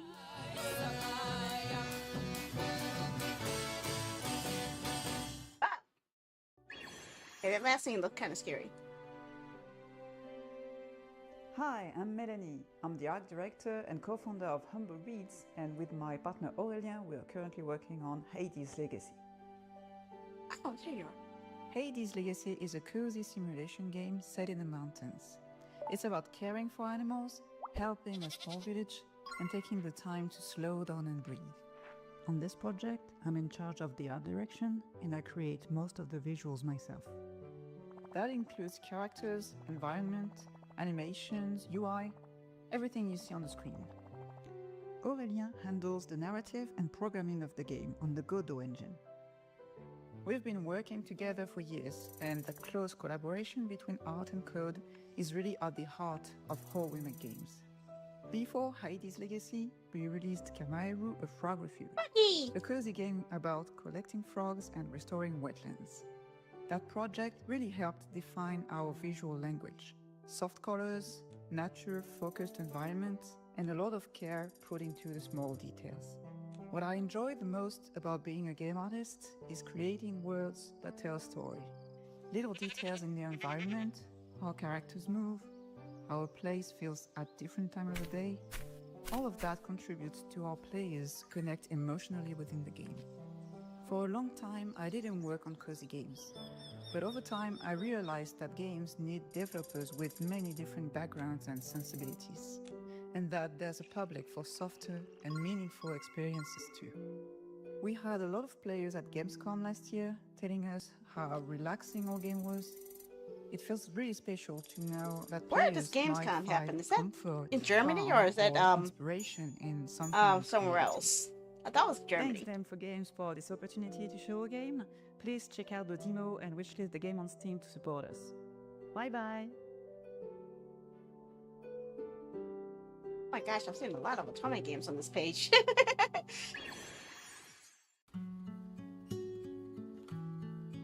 I grew up in a small town where nothing ever happens, at least until you start doing something yourself, creating a meaning, not waiting to be invited. There is no point in looking for something interesting. What saves you in a place like that is being interested. Ila lives in a small town. When they're turned into a vampire, they befriend people they might have never chosen otherwise. They learn to be part of this imperfect web of human connections, because none It's of like us all of survives the this life alone. all the games that have the Part of the game trailers that is are deeply in the important to upcoming our games team section of the Steam When I was growing up, we page desperately that I put the link searched for in. people like me, That's where I'm finding most and I of them found at. them. For a while, I didn't feel we have to hide. I'm also or it was finding other getting games that used to haven't been us. shown We were yet. all over the media and the culture and public life. Today, the loss of my country have pushed the queer community back into hiding. For that reason, I can't show my face in the video. Neither can some other members of our team. Aww. But even if that future didn't survive in real life, we can still make it happen in our game. We are not making a game about the perfect or Yeah, I remember safe hearing world. about the folktale It's of still Heidi. as full of grief as it's full of love, just like I've actually real remember life. hearing about that as But a kid. queerness isn't something unusual there. Our main character is non-binary. Other characters are openly queer, and no one is making a big deal. I just don't remember the story because it's been so long since I heard it. Sticks is our way of exploring that future that was taken away.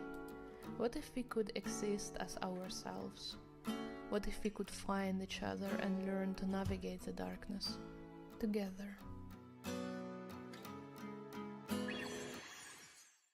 Hi, I'm Danche from Black Tangerine. Today, I'd like to tell you a bit about my team, Black Tangerine, and also about the game we are making, Killa.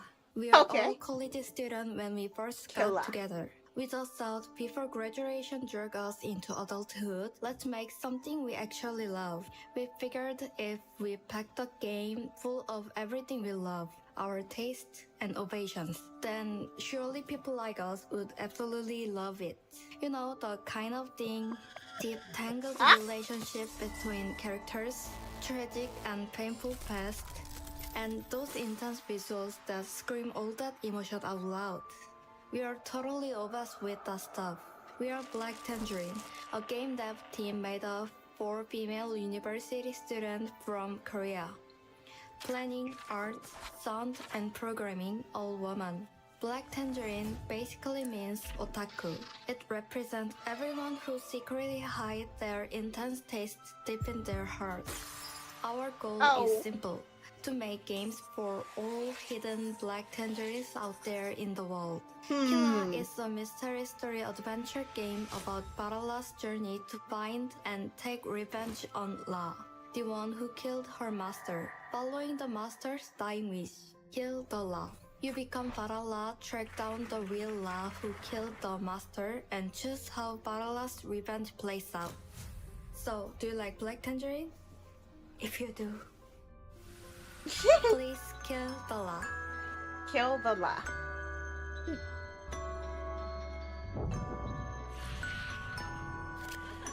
Hunting down the killer stories, huh? I'm good with that.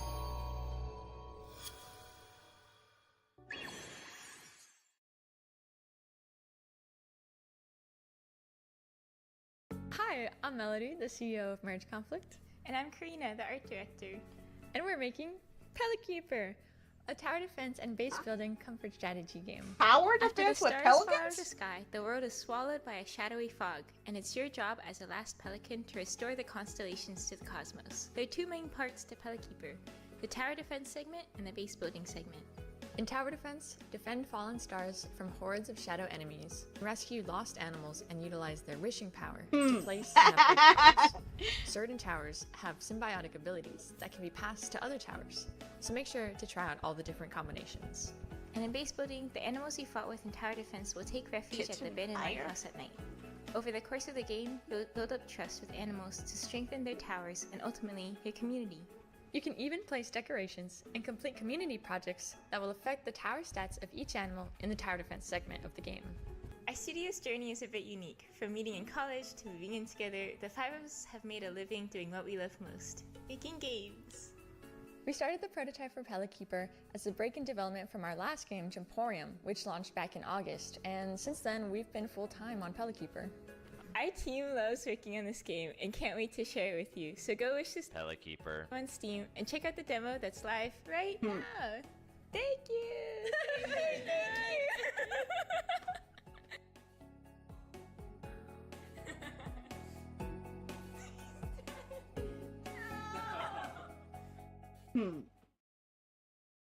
I like. I know that game. Hi, my name is Becca Saltzman. I'm the CEO and co-founder of Finji. We are actually working on a new project called Usual June. Usual June is a story about a young woman in let them know that I was actually interested in showcasing this game, and as she but they never gave me the key for it. The whole adventure sort of unfolds. And then the demo came out, and then Finji totally is forgot based about in the it. Midwest, and we love the stories, the urban legends, the weird histories that sort of imbue all of our towns. We wanted to tell stories about people we know, the sort of communities that we're in. We want to tell stories about those places, and that's where Usual June came from. And we hope our players will have an incredible time. I saw hack and slash, and that's all I needed to see. That is, just scattered throughout the game, but also get to know June and her best friend, both alive and dead. Oh, good. You get to block out bad guys. C for Beatrix, and I am a environment concept artist on the Usual June team. I'm also doing some environment 3D modeling work, but mostly So I guess I'm the a game never concept came artist. out then. There is a lot of very That's probably exciting why I never got the art code style for it. stuff that we're doing in the game. A lot of fun. I thought a long effects. since I came think the out, game honestly. looks really pretty, and it's a very unique blend of different aesthetics. And I've always been someone that loves doing very painterly, very artistic, very weird art. So it's been really, really fun to be able to do that. So I hope that people will play it and enjoy how weird it is. I am Audrey Schutte, and I am the creature concept artist on Usual June. I was an animal nut from the get-go. So, like, once you're obsessed with an animal's creature design is the next inevitable step. I think if I've done my job right, people are going to be Yeah, I think this game had a bad rep because of its ties to a certain organization that people my hope were is that, upset like, about my work it, will upset elevate against. the rest of the team's work as well. It's genuinely a project that is made with love. So I still think a lot of games that's have showing that in the tie. game. And we're back. Do you guys like that? The jazz Those hands? are jazz hands. I do. Those are your mysterious hands. Jazz hands. Oh, you're right. You're right. I think I was getting it confused with, I don't know what show it was, but they were going back in time and they did this thing, like instead of having a special effect. Okay. I mean, yeah. Going back in time. It's inventive. I've seen that. I don't remember what it Speaking of was. Going back in time. What did you guys think about? I the thought it was show pretty overall? good. There's a lot. My wish list is very full. Yeah. But there's a lot of demos out as well. You can play the demos. Most of the time, you can leave a review. That's another way to support our wonderful developers. Because they get good reviews, that will get pushed out on the algorithm, recommended to a wider fan base. Yes. It's like she's put out a game or something. You know what I mean? It's like she knows what she's talking about. Like, just fluffing. It's like.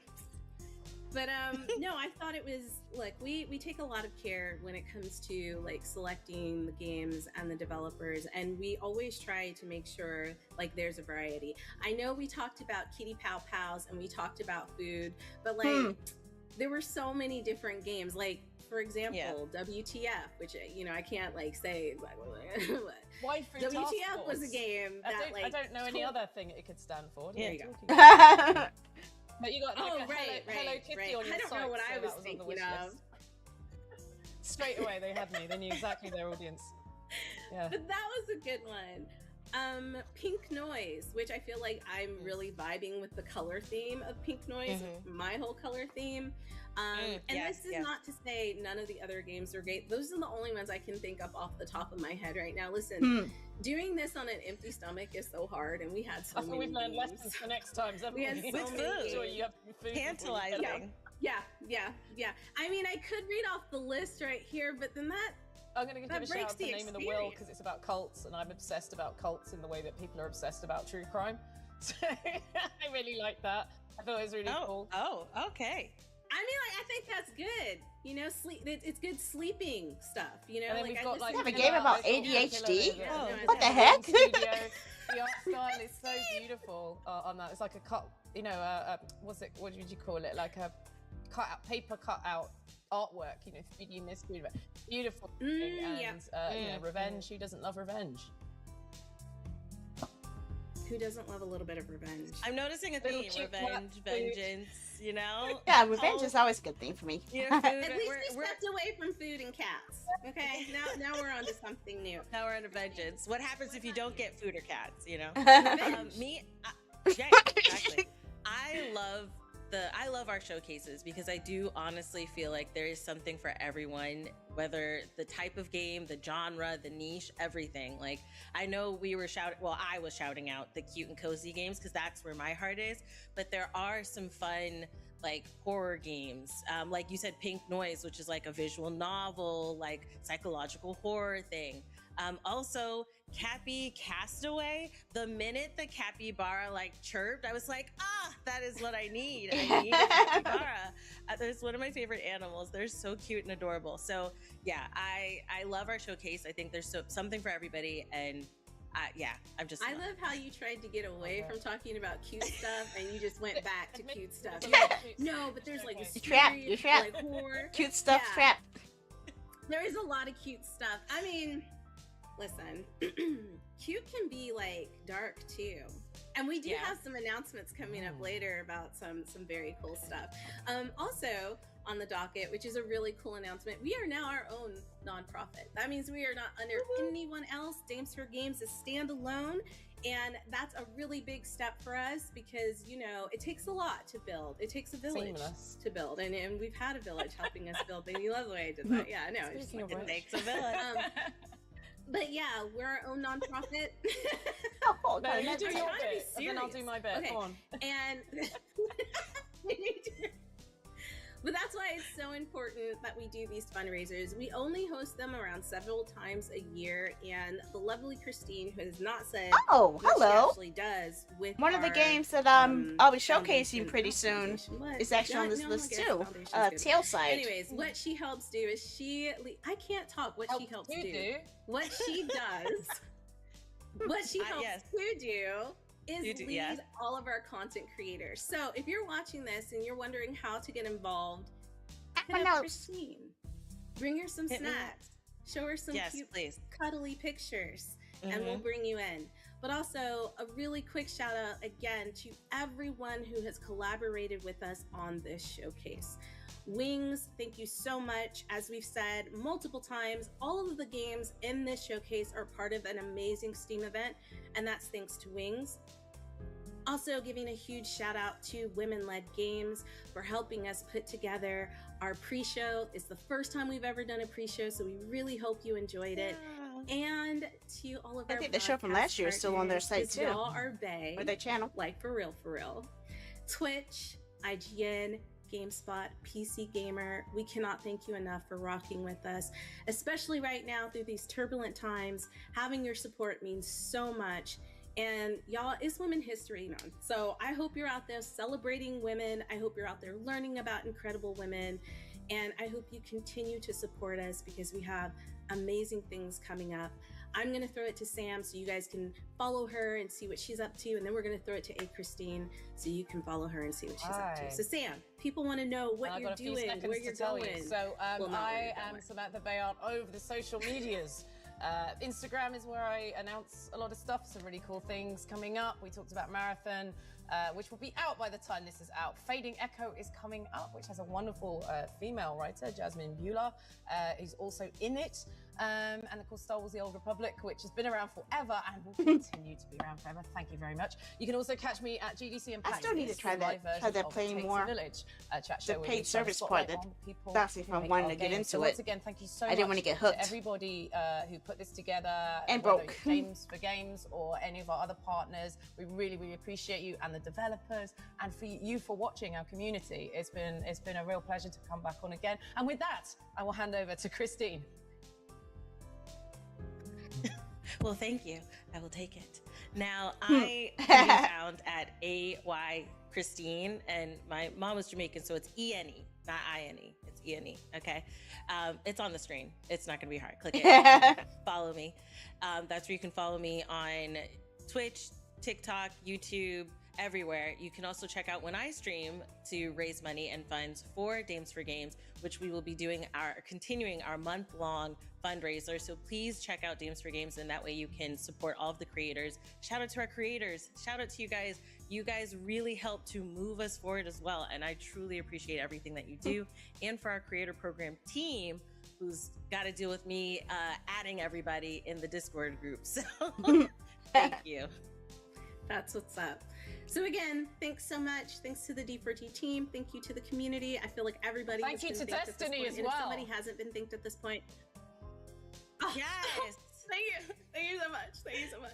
Also, thank you to Mary. You can't see her, and I do this every time. She's behind the scenes. She's helping record things. She's our producer. Yeah.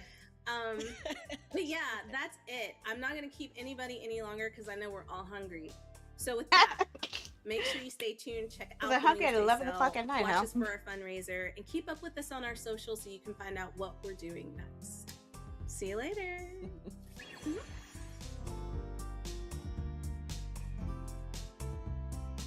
That all right? I think. Don't quote me on that.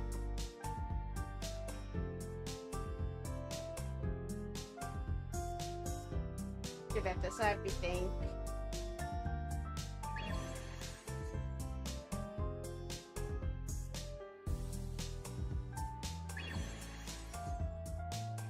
Yep, that is all of it. Okay.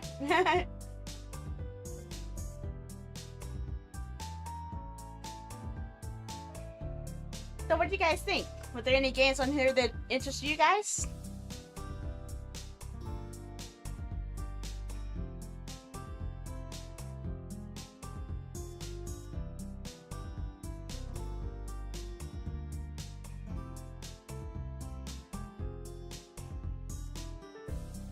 Oh. I'm happy that's on the list. At least 4 or 5. Yeah, I think I had like 7 or 8. I think because a lot of them I saw that I like were mostly automate ones. Mostly a lot of some that they didn't have on the show, but they actually had it on the Wings page that I put up earlier. But I was actually surprised how many I've already played or were already on my wish list that I didn't know that were made by women-led teams. So I'm actually surprised about that. Like, High Times was made by Yang Yang Mobile, and they're the same team that made the letter. And I think I have just about every game from them now. I've been following their stuff for quite a while.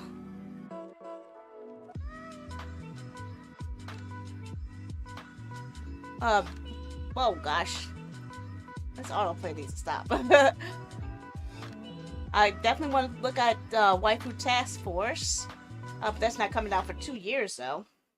Okay, you can cancel that. We don't know that. Hey, what's up, guys? We're here. I just said cancel that. So over the Cancel years, that. we have covered many I examples said cancel that. of Cancel people that. Cancel suffering that. from ADS, better known as Asmongold How derangement can I never find syndrome. this? But what we're looking at today involves something much greater. It is I said polish with boo boo head. Yeesh, I don't need to see all that. Hey, let's close that. This is not the time for that. No, it's not. Get that out of here. Get that out of here. Oh, not the overlay, just the video. Okay. I broke something.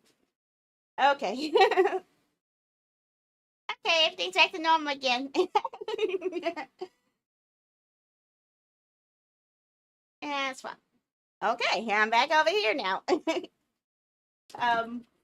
But yeah, like I said, I was looking at a lot of the games from their sale here, which I think I need to show up in this screen here. I was looking at some of the watching the trailers while also scrolling their page, and oh my gosh, it has so much stuff on this page. Oh.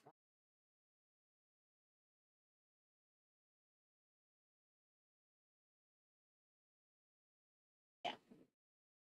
Switch that over so I can show you. So my browser. Yeah. Look. Oh, gollies. Like I said, I didn't know that this one was and this one I definitely know is made by the people who made the letter. This one looks kind of cute, like design and conjure, so like a witchy cozy game, designing game. Hey, this one I did not see before. K-pop idol stories. What type of game is that? Ah, get back over here. I didn't get to see that. Simulation, light sim, story rich. Okay. Choices matter. Choices matter, yeah. I like it when it's choices matter. Sometimes if I go for visual novels, sometimes they turn out literally being a novel. So I gotta be really careful about that.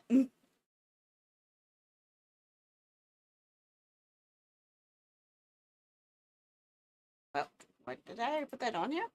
Where did I put this on here? I don't remember putting that on there. That's probably from a prior show, I guess. I don't know. I have no idea.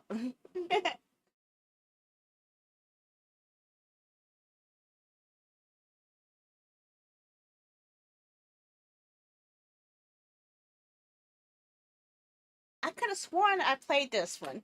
I think I played the demo for this one. Yes, Your Grace. Yeah, I recognize this. I actually did play the demo for this one. And we wind up messing up the kingdom. I messed up the kingdom by having everybody get mad at me because I was making the bad choices.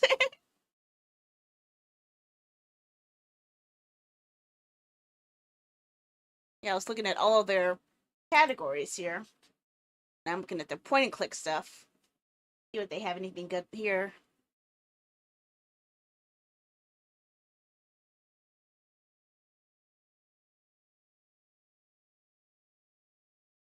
So it kind of looks like a Ace Attorney style game.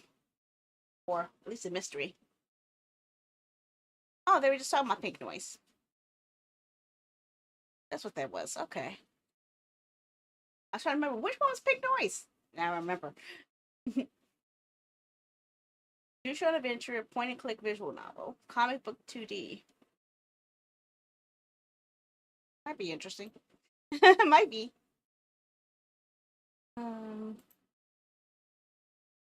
Yeah, this is already on my list. Paper Perjury. Already reminds me of Ace Attorney into a bit. Nano Neighbors. I don't remember when I added this. It must have been from a prior show, I'm guessing.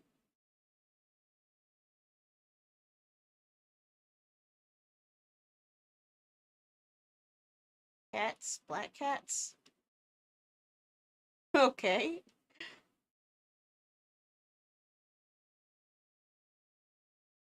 Guilty Parade. Is that another mystery? The mystery visual novel.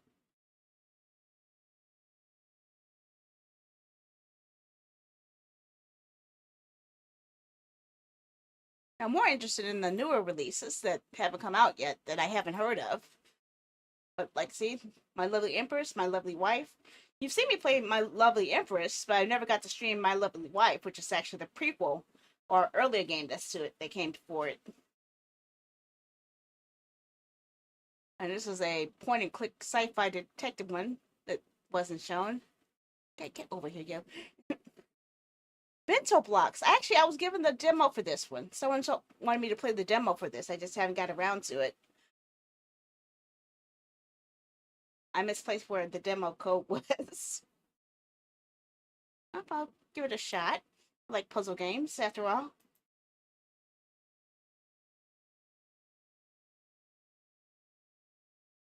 Oh, that looks cute. Kind of reminds me of Maniac Mansion a bit. Well, it is a point-and-click adventure game, so it could be. I actually read that someone actually had some type of test where they were testing how many people could actually make it through an old school 90s game that's a point-and-clicker without any help. And only 2 people were able to get through Maniac Mansion out of about 100 or so. Oh, I remember this.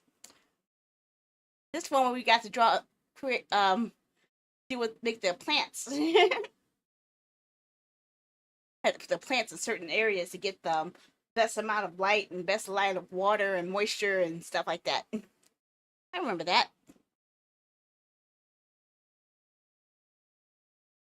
I don't remember seeing this one. Oh, what?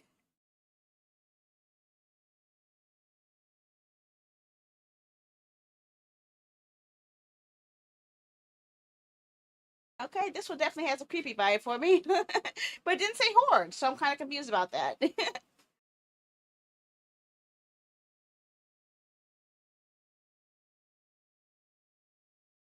think we're repeating stuff now. Well, upcoming. Okay, well, here's one that I definitely know about because I backed it on Kickstarter. Mirage Noir. I think I played the demo for this one too. Didn't I? Pretty sure I did. I wonder if you guys remember it.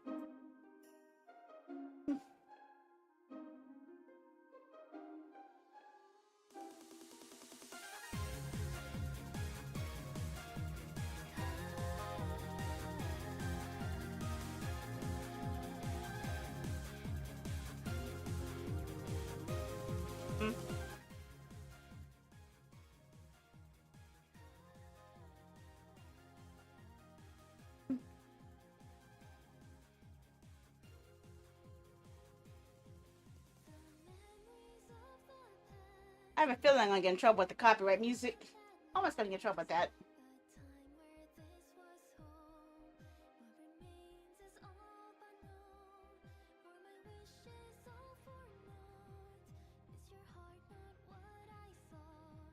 Remember in the demo they had us had her breaking out of a jail. I remember.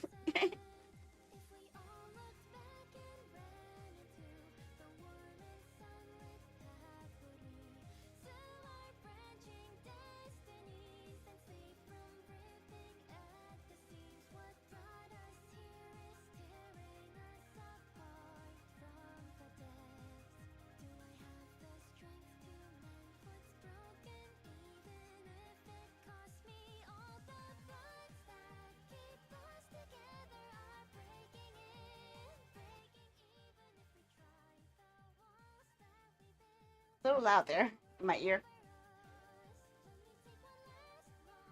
Got a Wurple.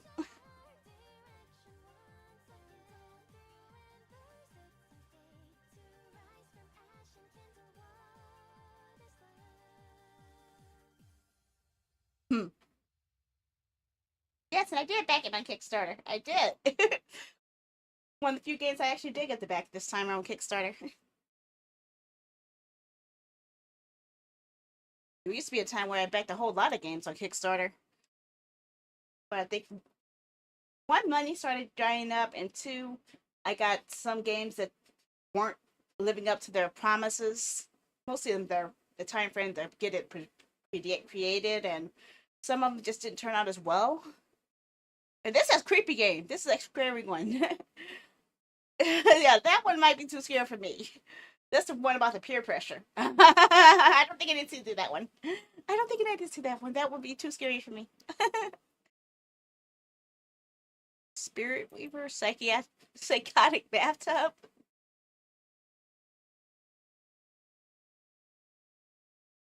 Chinese street food legend? What? Okay, that's another one about food. Time management shopkeeper. Okay. Hmm.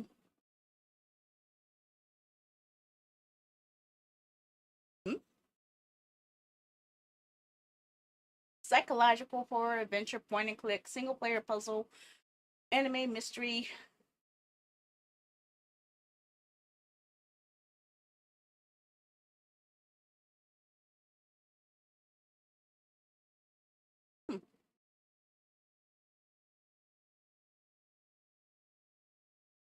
Yeah, I actually do like visual novels that actually add more than just making a choice and stuff. I like when they actually add extra features, so really ground you into it.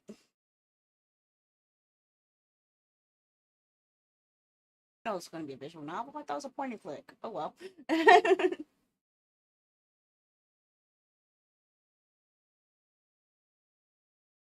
Oh, there you are. I was looking for you.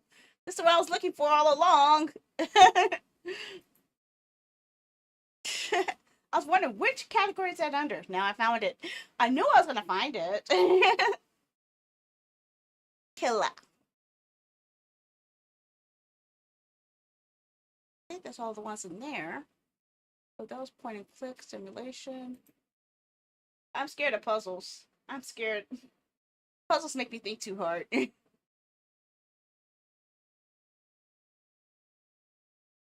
Oh, something about shooting.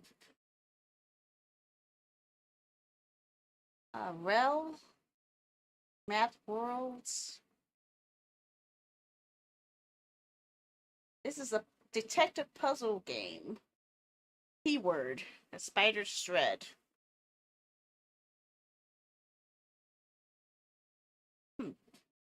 Omori? I was looking at that before. That's hacking and slashing and puzzles. That's what I need. I need to find. Why don't they just have a category for hack and slash? Then I'll be able to say, I want everything on this page. That's all they gotta see. Category, hack and slash. Might be under action, but it's not the same. What was that? Little problems? Like a cute little mystery game. I also like the artwork in it too. Why not? Uh-oh. Obviously, visual novels are definitely up my alley. And it's my third time seeing this, and I think I'm going to go for this one. Schrodinger's Cats. I remember seeing that somewhere else. Was it in this show or was it another show? Oh, it's Calls. I thought it said Cats. Maybe because I saw the cat and it made me think cats. I got cats on the brains, okay? Like this only has 2 pages, okay? What else? My Lovely Daughter, also from the same people who made My Lovely Empress, My Lovely Wife. Now they have My Lovely Daughter. Quality Dreams. Ha! I Hate My Waifu Streamer. This one kind of disturbed me, okay? I was looking at this and it kind of creeped me out a little. But you guys like things that creep me out. You guys actually do like stuff that creeps me out, so maybe I should go for it. You guys are demented sometimes.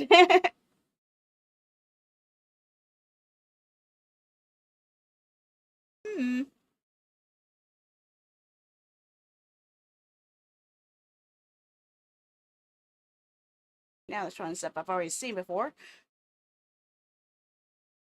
Did I showcase this one yet? I thought I did. Didn't I? No, I wanted to, but I didn't need to. I don't think I did. I don't remember. I thought I did. The demo. What was that about VTubers? You, after seeing Equinox disappear, you join a degenerate group where VTuber fans chat about their Oshis freely. Okay, I thought I did. I'm not losing my mind then.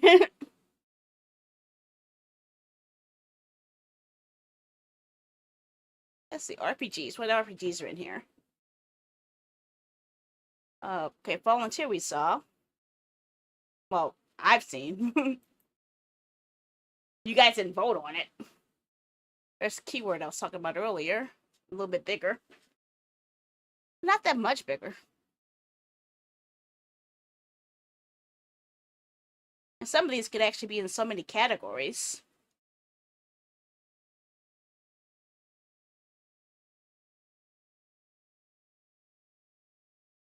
That one might be a little bit too complicated for my taste. Let's build a dungeon fishbowl. This one shows up on so many pages. Sheesh. Thank you for your application. That might trigger me because all the times I got turned down for jobs. This one I wouldn't mind going back to. The one where we played as a witch and we had to gather our ingredients by blasting stuff around, destroying stuff with magic. Scarlet Tower sounds familiar. I thought I had this somewhere. I thought I did. It might be in one of my other libraries, but I'm pretty sure I have this somewhere.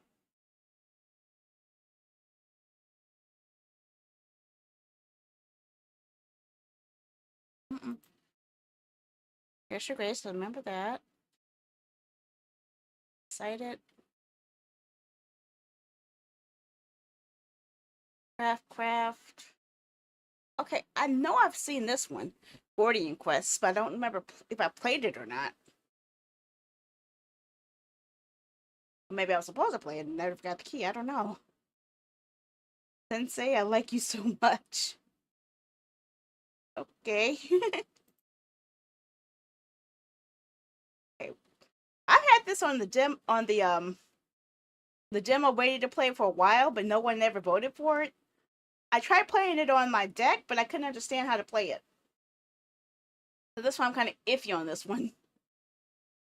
It has this nice, like, 90s style anime, but it's kind of hard to understand the mechanics of it. Maybe the full game would have a better tutorial than the demo did, maybe.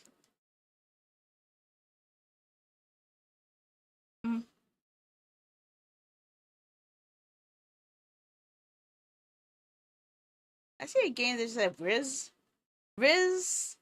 Skeleton Key, Riz Dungeon Skeleton Key to My Heart. What? Oh God, what the heck?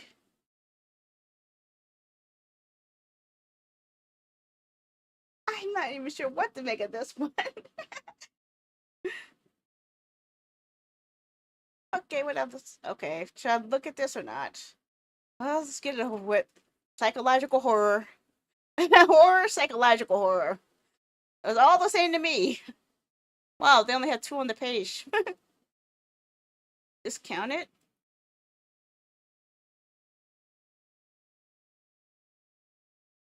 I actually remember this from another showcase. Maybe it was the index showcase.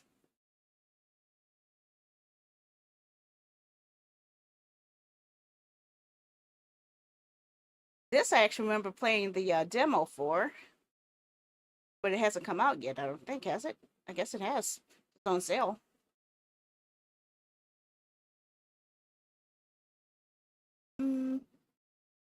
Recollection. Yep, now it's just repeating stuff. Okay, it's new releases or upcoming I need to look for. Probably upcoming. What's new coming in this genre? There's that one. That's too creepy for me. That one just extremely weird for me.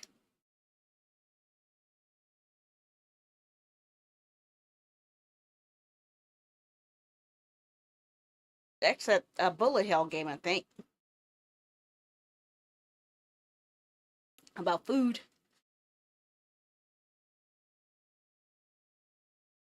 A game about ADHD.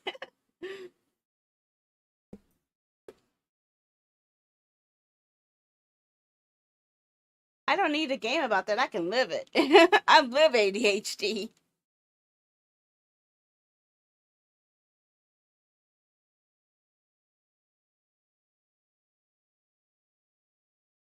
Ah, I remember that one. I remember that one quite well. I know because I backed it on Kickstarter.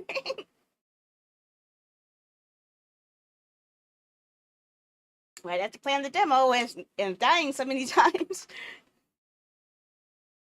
Die. I'm pretty good at doing that, you know?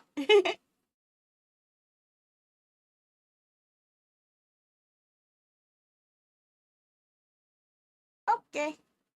I already looked at the female protagonist page. Won't look at the rest here, though. Like some goblins. They don't even have one. They don't even recommend fantasy games for me, even though I love fantasy. Like, what the heck? Don't you know me? Can't you recommend something for me? Come on, Steam. You should know my gaming taste by now, or maybe not because I play so many wide range of games. But still, Conquest Tactics. Yes, tactics are always up my alley. Raji I already have. I actually have the prequel game and I have the full game. I have it on Epic instead of on Steam. Magical deliveries. When I think of magical deliveries, the first thing I think of is Kiki. And I already have a game that gives me the Kiki feeling. Seeds of Calamity. Feels like a Stardew Valley type of game. Holy Shoat.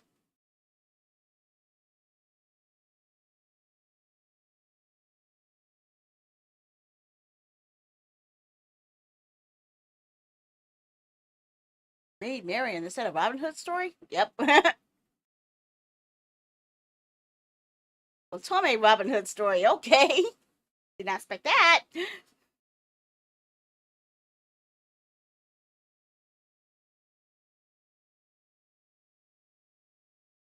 Let's say these are new releases? But this came out in 2024. I know because I played it. You sure that's a new release?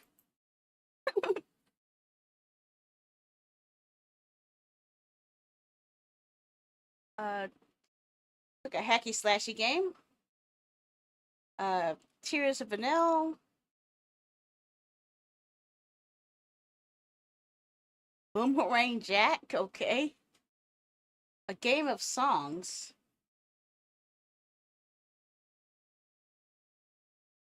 How is this a game of songs? I don't get that. I'm curious about what the heck that is.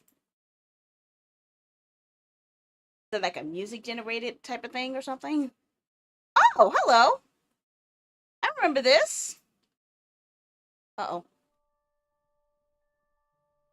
I definitely wanted this one because we saw this one before.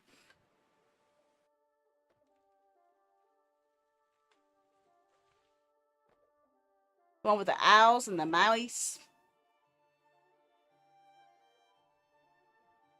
I remember this from the Index Showcase.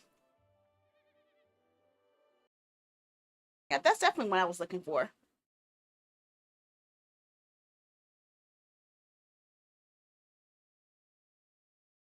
I'm trying my best not to fill this thing up with visual novels. It's so easy for me to just go all in on visual novels.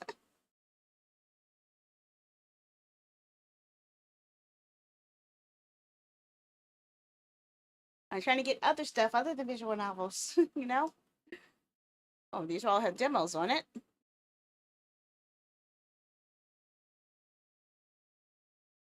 So does it mean the 13Z can be played even more now? I do wonder what's changed since the last time I played it, though. I didn't know that it was actually that early in early access when I played it before. So I am curious what's been changed.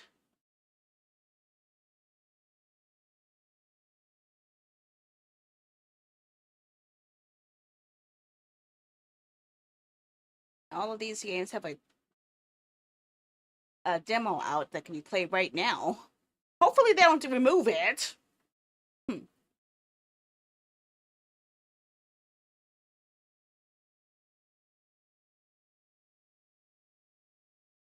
All time fan coming. Okay, more upcoming games. Let's see. The Otome game. Yep. Otome.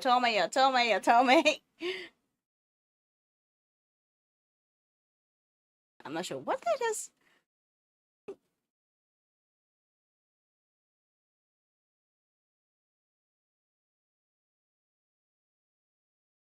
Ow, my feet. What is this off-score game? A surreal music game that transports you to the world stories of our original fusion jazz songs through a mysterious vinyl player. Sitting on a songwriter's desk, explore the magical worlds that fold along with the music and lyrics.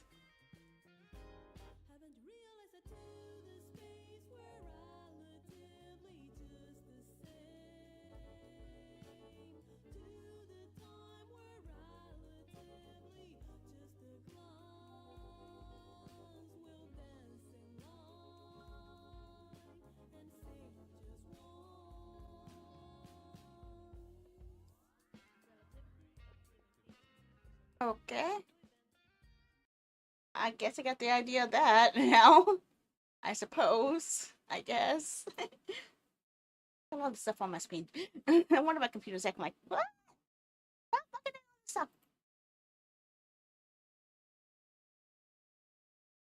Okay. I freed us some space now.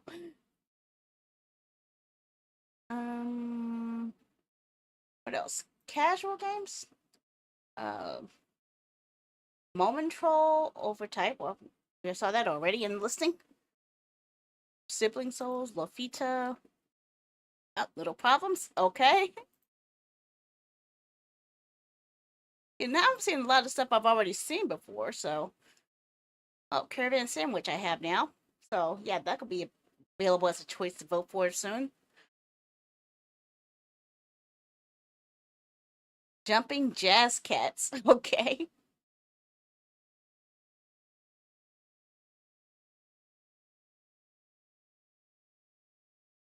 That was a weird one. I didn't know what to think of that. Like she's trying to rip her skin off, so it kind of keep me out.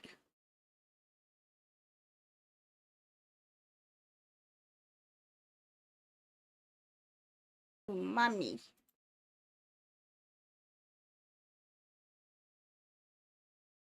Lock and Key, Magical Girl Mystery, Witchy Business.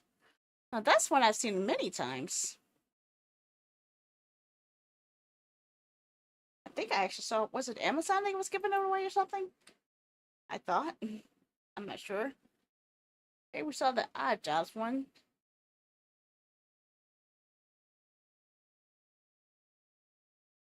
K-pop idol stories. Yep. Bobo and Anamia. Okay.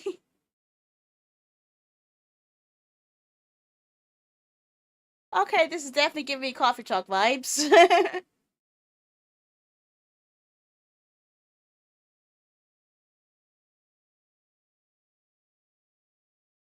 It's like Irene the Window.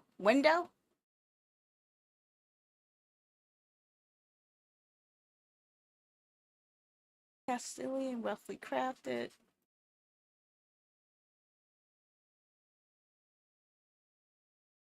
Bad delivery pizza for your heart. What the heck? That sounds painful. See, why would they take a work game and call it casual? That sounds painful. Why would you want to be relaxing around work?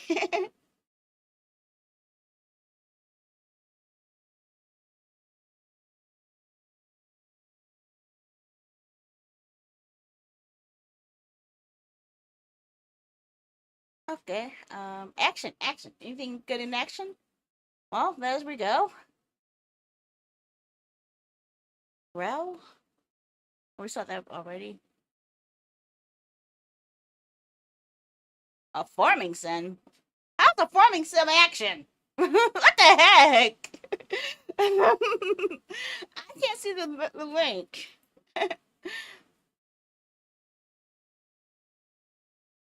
Ow. Yep, it looks like that precision platformer.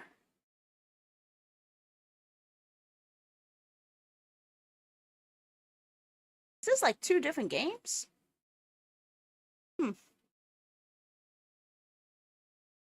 Oh, new cozy mode. That's an advertisement. Okay. And at night.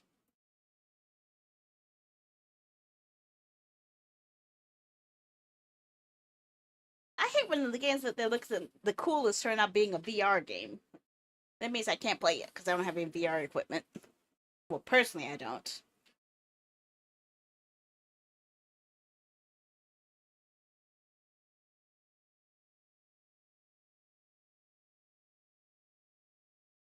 You get to have a Shiba Inu as your pet in the game?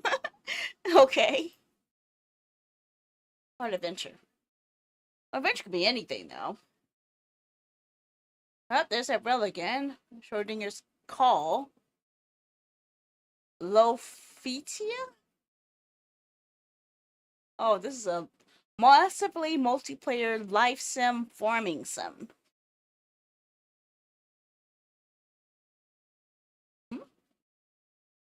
Choose your own adventure horror Atome? Wait. Horror and Atome? It's a psychological horror and it's a love story? Okay. Is this like a thing now? Is this a thing? This is the second game I've seen that had this type of concept merged together.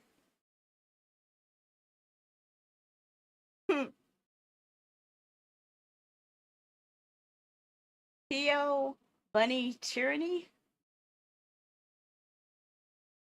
A cat on a stripper pole? Okay. It looked like a stripper pole. I don't know.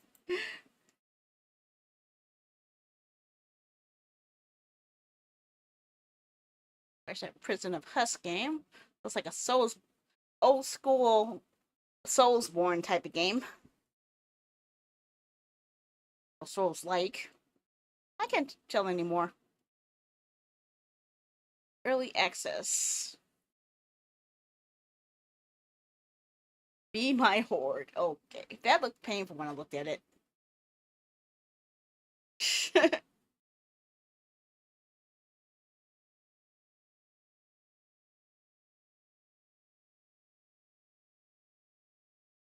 That is crazy.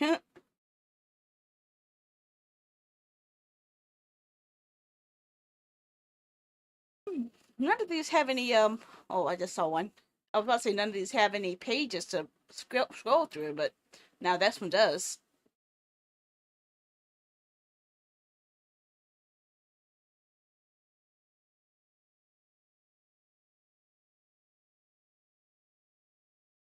Okay. And I think that's it. That's all of them. So which ones do you guys find interesting? Which ones were really stood out for you guys?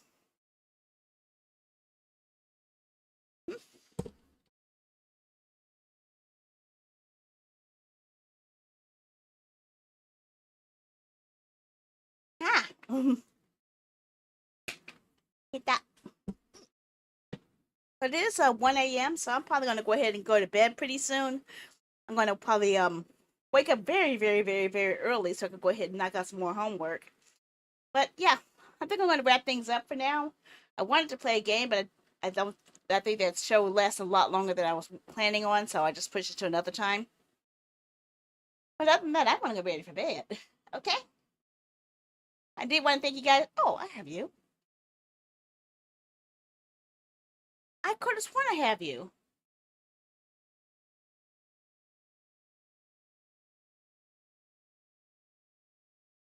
I hate when I know I have a game and I don't know if I have it. Oh well. Yep, I'm gonna go ahead and go to bed. See you guys later, and I hope you guys have a good night. Bye bye. Bye bye. I go sleepy now.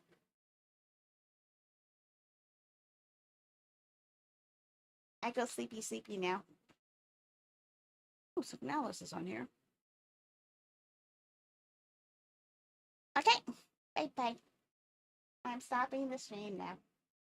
And I'm going to try to wake myself up, do a little more homework, and then go to bed. I don't know which other one happens. Bye. Bye. I'll leave this as my freeze frame. Give it a few seconds because I want this to be my freeze frame. I'm not so sleepy. Yeah.